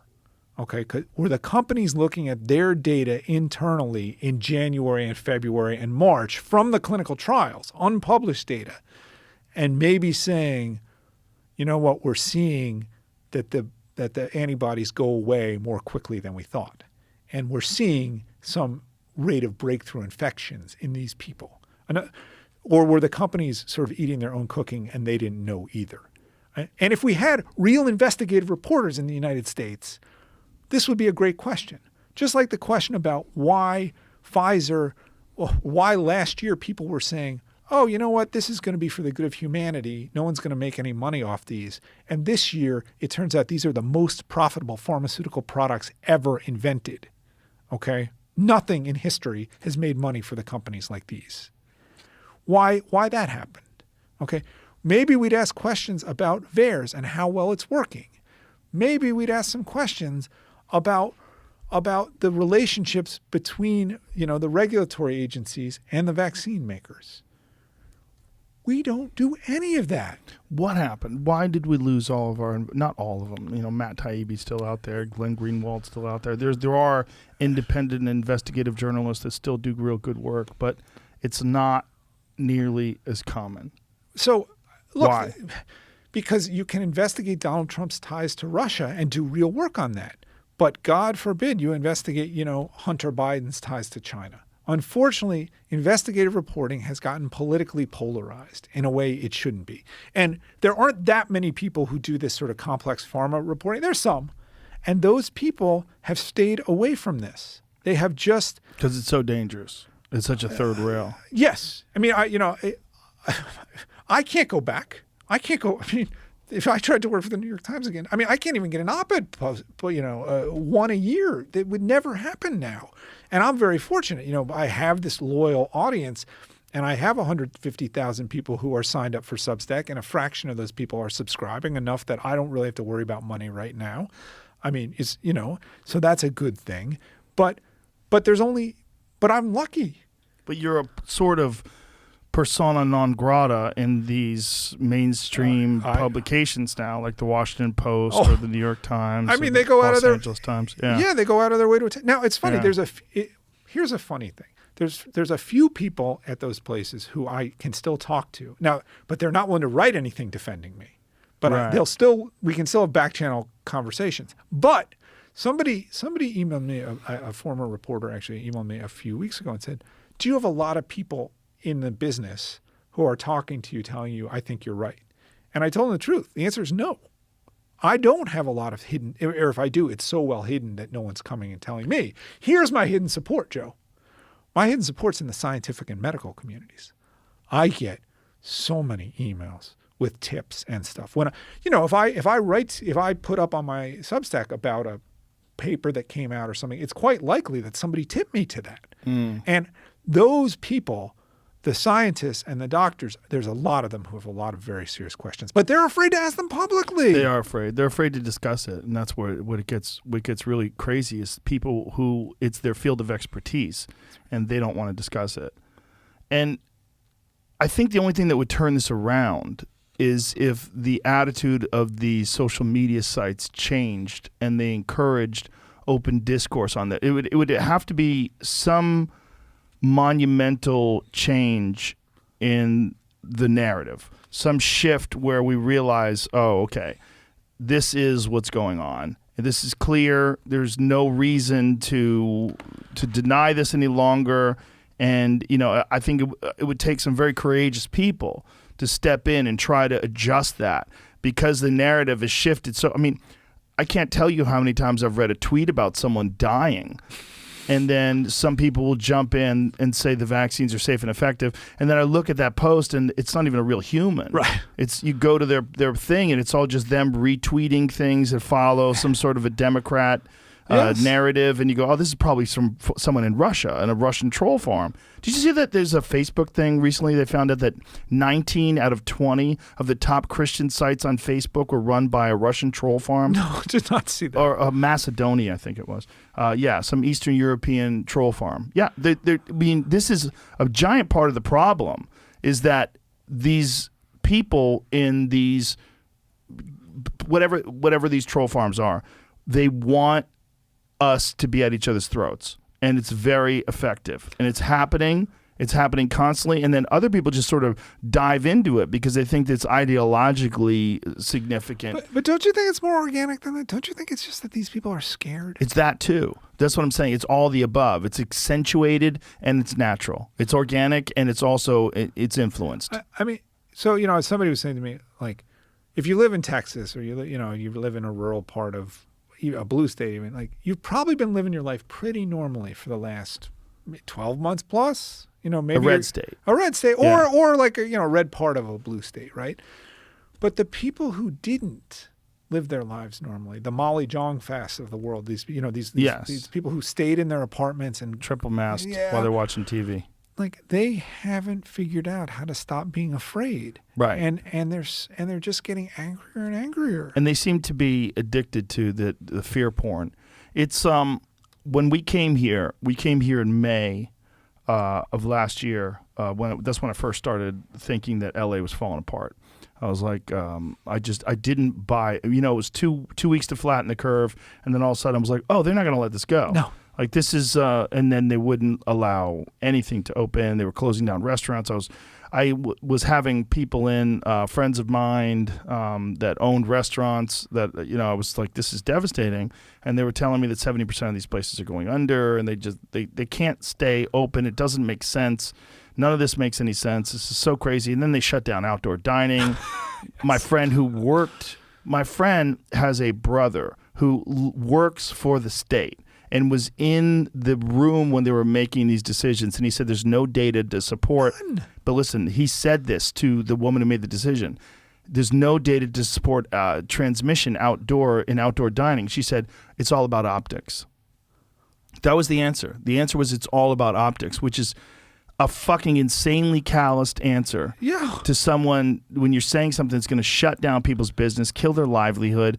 The number of people that had their lives devastated by that one decision by a woman, by the way, the same woman in Los Angeles went to eat at a restaurant the day she shut it down. Well, that's the question that, and you saw this with the San Francisco mayor who, she got caught, or London Breed got caught not wearing a mask and then made this comment about the fun police. Yeah. And so you do, that kind of makes you wonder, are they as scared as they're pretending to be and as scared as they want to make everyone else be?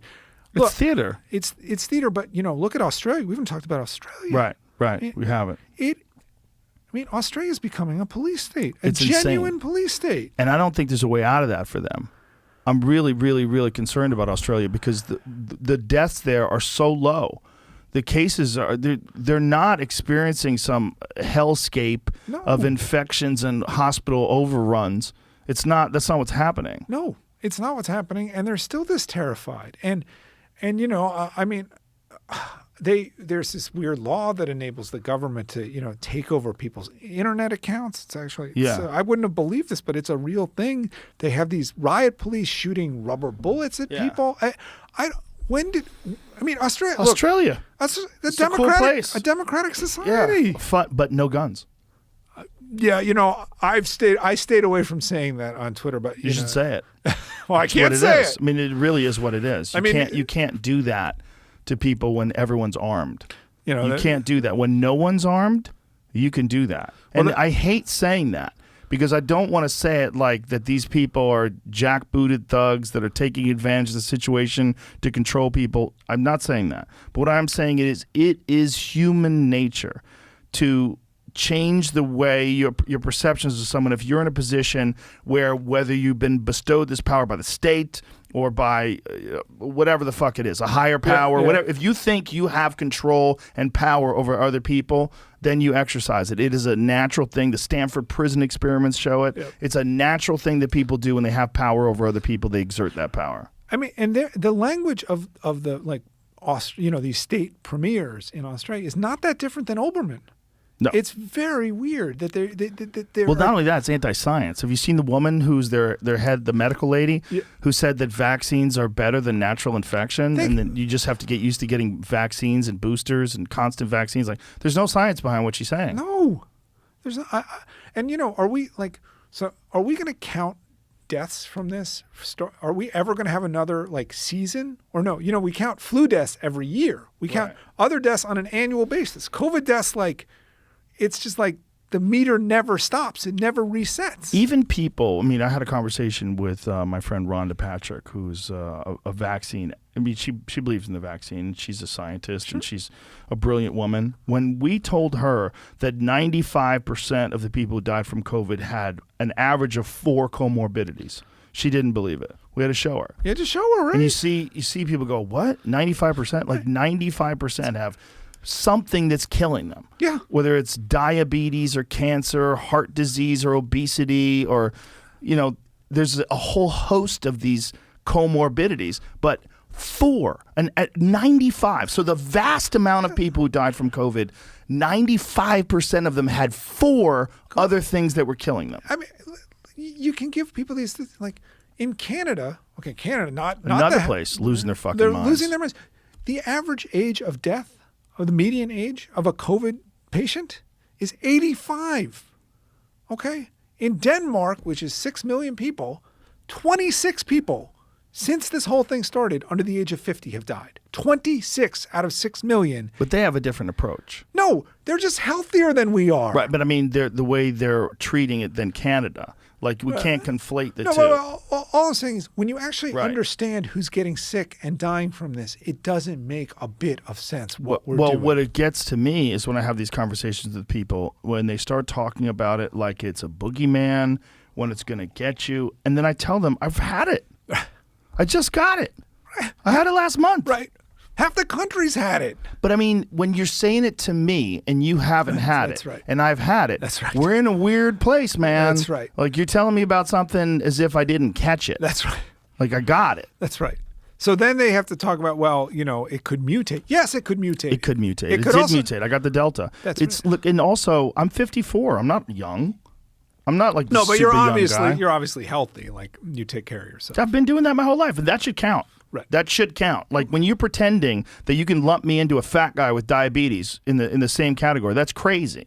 But people want to do that. They want to pretend that these 95% with 4 comorbidities are exactly the same as you, and you should be scared and stay in your house. When I'm like, I'm not scared, people get so fucking angry. It's weird. It's weird.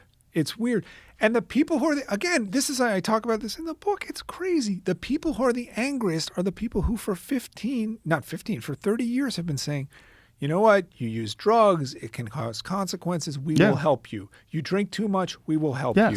You don't take care of your body. You eat too much. We will help you. Yes. But if you choose not to get vaccinated, go to hell. Well, the narrative is that you're not contributing to the greater good of the community. The greater good of the community means you get vaccinated. But my perception is the greater good of the community is you take care of yourself, be healthy, and don't be a strain on the healthcare system. Let's go all the way back to the data from the UK. vaccinated people are being infected just as frequently, which means that they are most likely transmitting this just as frequently. And that's another narrative that's shifted too, because initially they were saying that if you are vaccinated and you have a so-called breakthrough case, which is very, very rare, which is not rare at all. But when they were saying it was very, very rare, they were saying that you're carrying less of the virus. Not true. That's not true. Not true. No. In fact, that's been proven. There's some evidence actually that those people are carrying more of the virus. Why is that? Because it may be that the vaccine confers partial protection on some people. So you get it.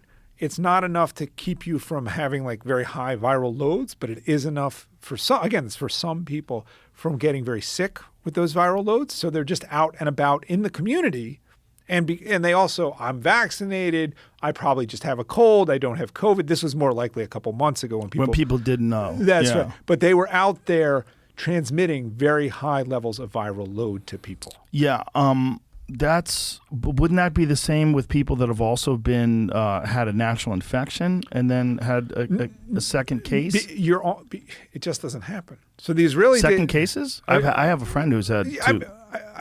Who's gotten sick twice. I shouldn't say it doesn't happen. It's very, very rare. Natural infection is very protective. So again, my friend Curtis, one of his relatives, got it 3 times. And he's with confirmed PCR infection? 3 times. Well, by the way, they are super unhealthy. Super hillbillies. He said they drink Mountain Dew and eat Cheetos all day. Like he said, he goes, I can't fucking believe they're still alive. That's great.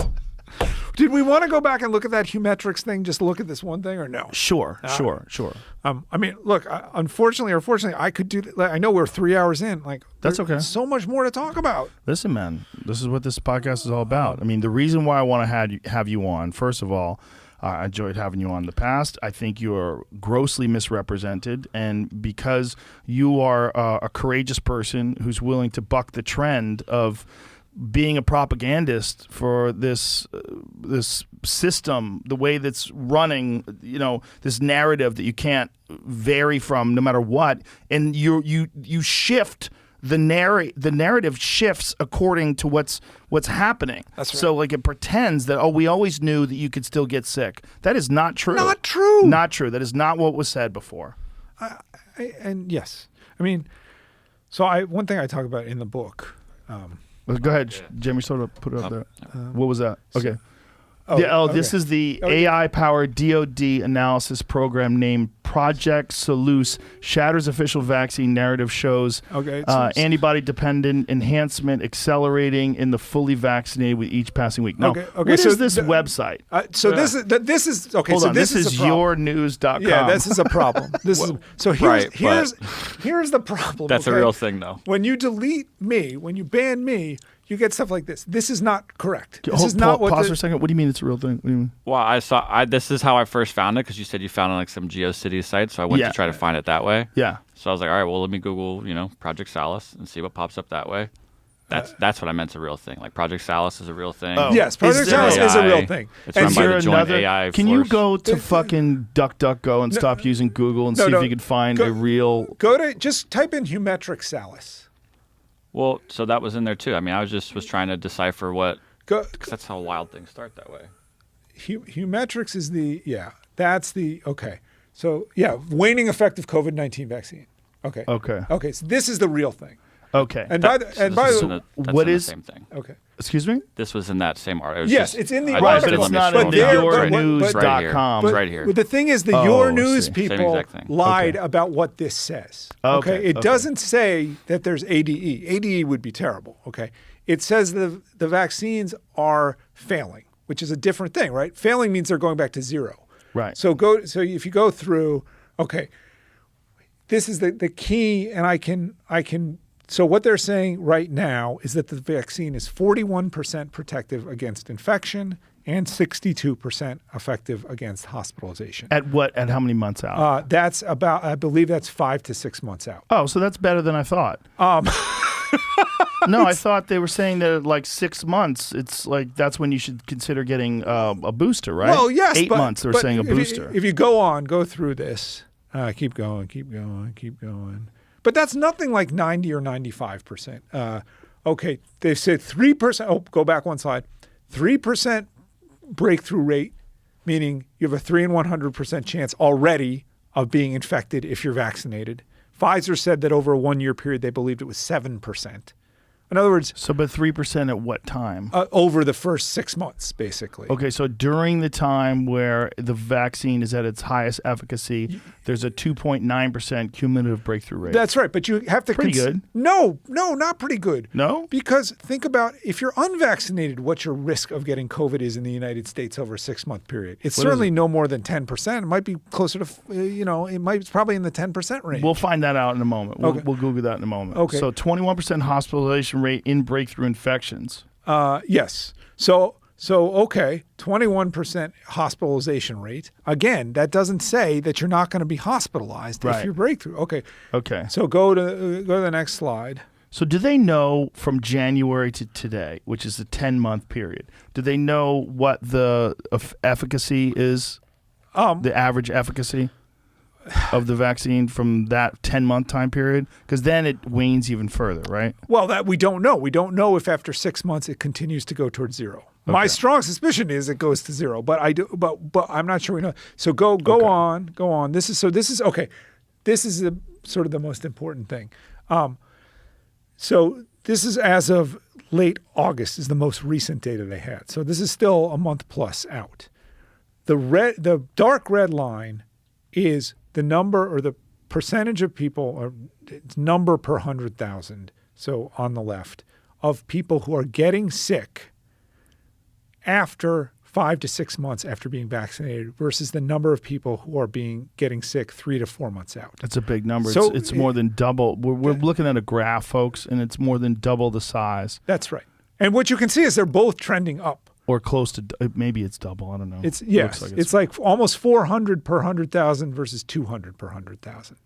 So that's in a week, though. That's over the course of a week. So you have about a 1 in 250 chance of getting infected 6 months after your vaccination. And that's in people 65 and older. Next, if you go to the next slide. And then this is the Sorry. question is you have to go back to that, Oh, please. sorry. You have to think this is how many people have gotten infected based on what it would be like if you were vaccinated 5 to 6 months versus what would it be like 3 to 4 months. But what it doesn't show is unvaccinated. So Correct. so that the question would be, how close is that red line to unvaccinated? So they do have, if you go to the next slide, you'll see that they try to provide an answer to that. Okay. Okay. So this is, oh, no, sorry, not this one, next one. Nope, next one, it's in here. Nope, this is Pfizer versus Moderna. Breakthrough. Keep going, we'll find it. Back one. Okay. No, I know they have this, though. I know they give this to us. I mean, what I hope, by the way, you're seeing in all of this. Oh, here we go. Okay. So this is a complicated chart, but what they're trying to do is they're guessing, in the broadest sense, how many people would get infected at various levels of vaccine protection. Okay. So if the vaccine is 100% effective, if it stops every infection, then you will have 0% of people getting sick after vaccination against whatever percentage of the population. And that's the they have. blue line at That's the very bottom. Exactly. It stays flat. Nobody ever gets infected, whether 100% of people are vaccinated or 80 or whatever. Okay. Now you go to the other case, if vaccine effectiveness is 0, then the percentage of people who get sick exactly matches the percentage of people who are vaccinated. So if 50% of people are vaccinated, then 50% of the people who get sick are vaccinated. So they're comparing, and then between 0 and 100, you can calculate what the percentage of vaccinated people getting sick will be. So they checked that against the fact that they know that 80% of their people in their group, which is basically people over 65, are fully vaccinated. So if 80% of people were fully vaccinated and the vaccine were 90% effective, you'd still have some cases of people getting sick after vaccination, but it'd be like 20%.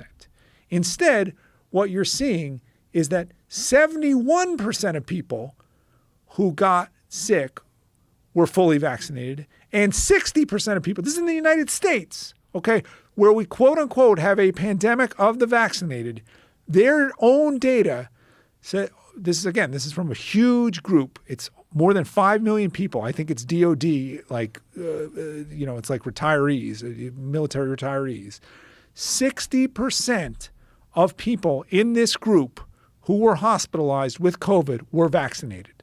Not 1%, not 2%, 60%. And what they're saying to you is that still shows some level of vaccine protection, because you would expect if vaccines were totally useless, you'd get to 80% being in the hospital. Instead, you have 60% in the hospital. So they're saying, well, the vaccine looks like it still does some good. But is that what Fauci has told you? Is that what Walensky has told you? Is that what Biden has told you? They didn't tell you that 60% of people in the United States right now are hospitalized. So are vaccinated. So essentially, they're not being honest as the data changes. That's correct. So the data initially was very promising. It looked pretty good. Looked great. Yeah, as it did in Israel. Yes. But as the data has changed, then they're not being honest, and then they're shifting the narrative to this is a pandemic of the unvaccinated. And yet you need a booster. Yeah. Why do you need a booster if the vaccine works? Where does this all go, Alex? Have you sat down and tried to figure this out? I mean, you're a guy who's you've paid the price for your reporting and your honesty on this, and where does this go?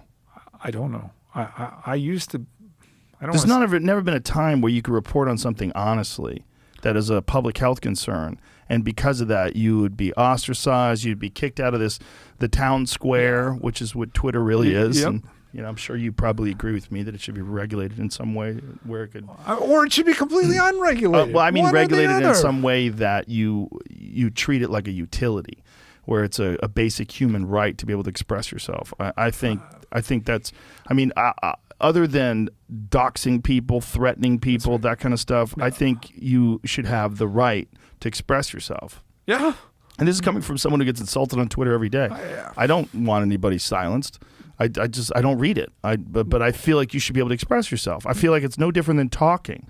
At this point, it's a part of being a human being. The way people talk on Twitter is very similar to the way people talk amongst friends when no one's listening. There's a weird thing that's happening where we're accepting the idea of silencing people from expressing themselves in a way that is arguably one of the most important methods of expression that's ever existed. This is one of the most amazing creations, an accidental creation, by the way, right? Is that true? Yes, much like this podcast. When they started doing that, they had no idea it was going to become what it is. Yes. They thought it was going to be a thing where you like going at Alex Berenson is going to the movies. Right? Right. No, it's true. That's what it used to be used as. It's true. At Joe Rogan is going to eat pizza. Right. That's what they would say. No, it's become arguably the most important journalistic medium of all. People used to use it in the third term. Like, people forgot how it was used, but that's how it was used. Huh. Some of the early tweets, like it would be at Jamie Vernon is taking a nap. Do you remember that? Is that true? No. Yeah, see if you can find it. It was created because there was no group texting back then, and is that was the easiest way to tell everyone one thing at once. Right, but it was used in a way that is not normal. It's not a normal method of interacting, the third-person method. Yeah, all those things developed I see what you're saying. You're saying talk. the actual speech on it. Oh, interesting. Yeah, see if you can find like hashtag started because people started typing hashtag whatever word, and then they started making them clickable and searchable. And that's interesting. They added that. Did you know that functionality. The hashtag natural immunity has been banned from Instagram? You cannot use it. If you use the hashtag natural immunity, you'll be redirected to the CDC's website. I mean, one of the great Did you know that? I did not know that. It's stunning. I will show you, but actually, Instagram faced they're all down right now. They've been down the whole all day. Oh, really? Yeah, and everyone's freaking out. Wonder what happened. Huh. They don't know that actually shit's been deleted, so it could cause an issue. Russians. Maybe. Maybe the Chinese. It could that's be. for another. Attack. It's a whole other show. It's an attack. It's an attack? No. That is another show. One of the great disappointments to me is that I thought Twitter was better than Facebook. I thought that Twitter actually had a commitment to free speech, in part because they told me they had a commitment to free speech. Well, I think Jack does. I really do believe Jack does. Do you know does. him at all? Yes, I do know him. I like him a lot. I really do. Because I've heard this from someone else. He's a brilliant guy. I think I like him a lot. I really enjoy communicating with him. I really enjoy the way he thinks. I don't know how much his hands are tied, but I know he has advocated for a completely Wild West version of Twitter and then a moderated version of Twitter, and he gets a lot of pushback from it internally. I don't know how much power he really has. I mean, somebody said, and again, I don't know if this is true. Maybe if if this lawsuit gets filed, we'll get to depose him, or that he was on my side. I bet he is. I bet he's definitely on the side of free speech. It's his company. Speech. Man, is it anymore? Did you know how big that goddamn monster is? Yeah, that fucking machine. It's true. It's so big. And who is pulling the string? What is it? The trust and safety? What is that? What is that? I don't know. No, I don't know what that is. They have like some. They now have a thing where you can report things. Yeah, to this. They like encouraged users to report stuff. But I mean, it's again, as I've been preparing for this potential legal action, I've gone back and sort of looked at how their policies have changed and how they're and they've at each step they become more controlling. So for a while you could say whatever you wanted. Then it was, you could say that masks don't work, but as long as you don't tell people to violate sort of local laws against masks, okay, I'm with you. I'm basically a free speech absolutist, unless it's stuff. Again, something's going to harm people. Yeah. But I get that Twitter doesn't want the service if they feel like they don't want it to be used to encourage people to break the law. Right. But then they tighten the restrictions again, where it was just if you're presenting factual information and saying as a fact masks don't work, which I said many times on their website, you can get in trouble for that.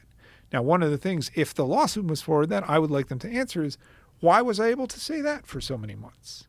But suddenly when, Psaki and Biden and, Vivek Murthy told them they needed to do something different, they did it. So where are you at? Like, what do you do now? So, I just finished Pandemia, the book. Right. And it's going to be available when? It will be available November 30th. Okay. I've got to record the audiobook, but Regnery, which is a conservative publisher, because my old publishers, I'm actually really happy to have Regnery because they've been 100% in my corner in a way that, a mainstream publisher might not be at this point. But my old publisher, Simon & Schuster, and my previous publisher to that, Random House in Putnam, they would not publish me. They would not publish this book. Did they discuss it with you? Yes. So there were several, and some of these places have conservative imprints. Those imprints, and this is before the vaccines. This was just about masks last year. Those conservative imprints, a couple of them came to me and said, we would like to publish a book. So, that's great. You get a couple of publishers, you get an auction set up, you see what, you really see what the book's going to sell for. Great. Days before the auction was going to begin, the mainstream houses all walked away. I guess one did not walk away, but the mainstream houses walked away. And so Regnery got this book at a pretty good price. Was there any discussion? Did they get pressure from someone? Yes. The editors told me they had pressure from senior people. And I actually senior people at the publishing house. Yes. And I actually went to John Karp, who's the head of Simon & Schuster, who I've known for almost 20 years, who published my very first book. So he knows and he published Tell Your Children. He published both my nonfiction books before this. And I said, John, you got to let me write this book. This is important. And even if I'm wrong, you have to have other views. And he said, no, I think it could be dangerous and I'm not going to do it. Dangerous. Dangerous was the word this is before vaccines. But people love to say that. They've been saying that. Dangerous misinformation. Dangerous. That's dangerous. Because masks are so... how you can say with a straight face, masks, telling people not to wear masks is dangerous when the whole country's been wearing them for the last 18 months and it's made zero difference to the course of this epidemic. So you don't think that masks confer any protection? Not surgical or cloth ones. They are useless. Really? Oh, yeah. Useless? Useless. Like they don't keep certain amount of spittle from coming out of your mouth and getting onto other people? Sure. And if you're sick and coughing, you should wear a mask if you're outside. But the virus is not transmitted through particles of that size. It's transmitted through small particles, much smaller. So it's just doesn't it block any of the small particles when you're using those masks? It blocks some. Some. But not... So better than nothing, though. Is it really better than nothing? It's not clear because people still get infected. In other words, if the and I'm making up a number, if the minimum dose of infection is 10,000 viral particles, okay, and I, as an infected person, am breathing out 1 million viral particles per breath, and the vaccine or the mask keeps 20% of those particles in, I'm at 800,000, and it still only takes 10,000 to infect you. So you're going to get sick whether I'm wearing the mask or not. But if it protects, if like maybe there's like a fence, like an edge where it protects. In other words, or on the doesn't margins, protect. can it help? There's a theoretical case to be made there. But if that theoretical case gets distributed over a population of 350 million people, or whatever we have, you then get a lot of dirty masks thrown in parking lots. Well, There's you also this is get not a lot of nonce- people that don't get infected No. that maybe would have. No, No. You don't think so? No. Here's what I will tell you with certainty, okay? And vaccines or no. You know, back in March or April or May, if you were New Zealand and you'd kept your population COVID-free, you could say, we won. How do we win? We have an effective vaccine. There will be people in New Zealand who will never get COVID. We win. Not for a month or a year. Yeah, we went through that, but we won permanently. The vaccines don't work, okay? They certainly don't work to stop infection or transmission. What that means is that every human being on this planet is going to be exposed to COVID if they haven't already been, whether you wear a mask or not, whether you lock down or not. New Zealand, Australia, they can't keep it out. And the only way they're going to keep it, they have even a prayer of keeping it out. No, who knows what the Chinese are doing, okay? The Chinese are, who knows? What are they doing? What do you mean?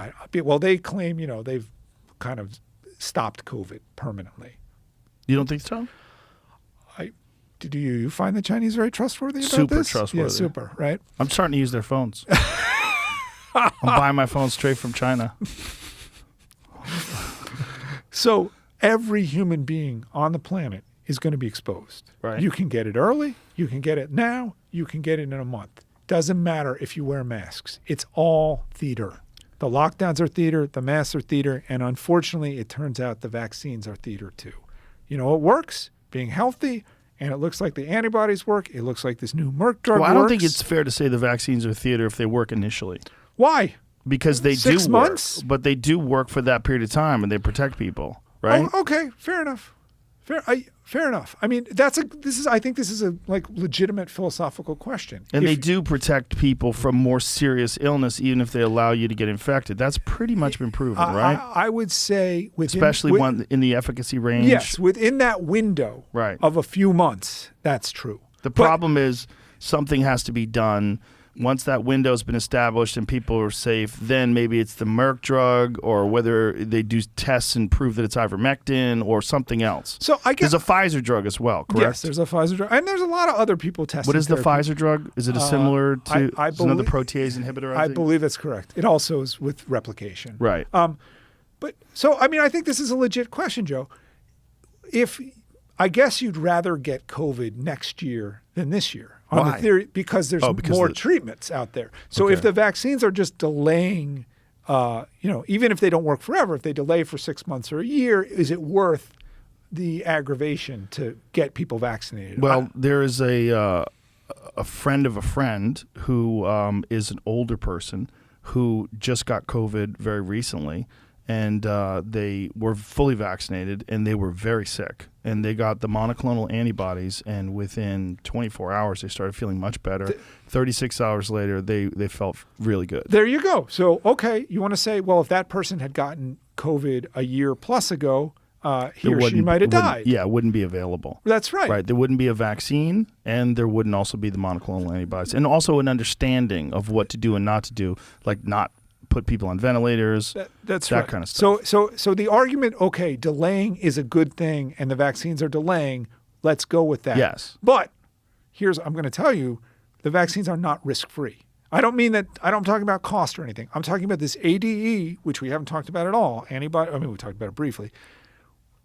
Anybody who tells you that they know what the real risk that ADE might occur in a few months or a year or 5 years is lying. I'm not saying it's a high risk. It could be a very low risk, but we don't know what the risk really is. And when you say we don't know what the risk really is, when viruses in general, when they mutate, don't they tend to become less virulent? Yes. But more contagious? Yes. That's because yes. that's actually good for the virus. Yes, the virus It doesn't kill spreads- the host. It spreads to more people. That's right. But the virus isn't making that decision. It's just doing something that makes it more contagious. Right. Vaccines change that equation, and they change it in ways we don't necessarily understand. Well, Alex, I'm glad you came in here, Yes. and it saddens me that you've been censored. I don't like it. I don't like this time we're living in. I don't like the polarization. I don't like this tribal bullshit that's going on. And I think it interrupts the conversation, and it stops rational discourse. It's terrible. It's terrible. It's terrible for all of us. Your book, thank you. Pandemia, they cannot censor it. It will be out. I hope you read it. You are acknowledged in it. Thank you. I'm going to read it. It's going to sell like hotcakes. I hope it's going to sell like hotcakes. I guarantee you, because this kind of information is difficult to come by.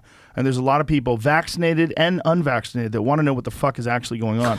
And there's not enough people that are telling the truth. You're getting these watered down narratives that are filled with propaganda, and no one knows what to do. There's a lot of scared people, again, both vaccinated and unvaccinated. And I'll just leave you. I know we got to go. It's been almost 4 hours. Crazy. When you censor people like me, you drive people to these conspiracies. Yes, you do. You do. That's why I was worried about yournews.com. Yeah, that's right. No joke, man. But serious people will talk about depopulation. Oh, yeah. No, that's what I was saying. A doctor was talking to me about that. And I was like, what? Yeah. I was like, I got to get the fuck out of here. No, right? Yeah, they start talking crazy, and then they start bringing up stories about billionaires that met at some summit in the early 2000s and talked about having to reduce the population of the world. You're like, wait, what are you saying? Right. Are you saying they're going to kill everybody? That's like, yeah.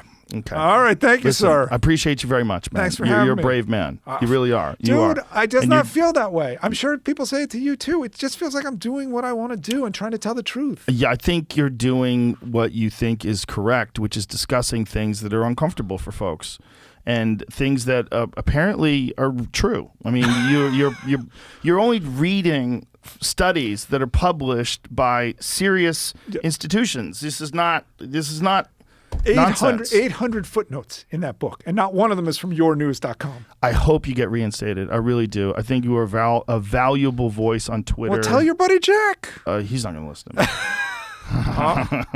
Maybe he'll avoid being sued. I don't know if he's got, like I said, it's an uncomfortable conversation. I don't know how much control he has. All right. But, yeah. He's, I guess he's got $10 billion. He does what he wants. I don't know what he does, man. I don't know what he does. All right, Joe. But I really you. do hope you get back on. Are you on other platforms? Just the Substack. Oh, and I have an Instagram now that I just basically use to repost my Substack. Oh, okay. Eventually, they're going to get smart and cancel me there. Well, hope not. The stack cannot go away.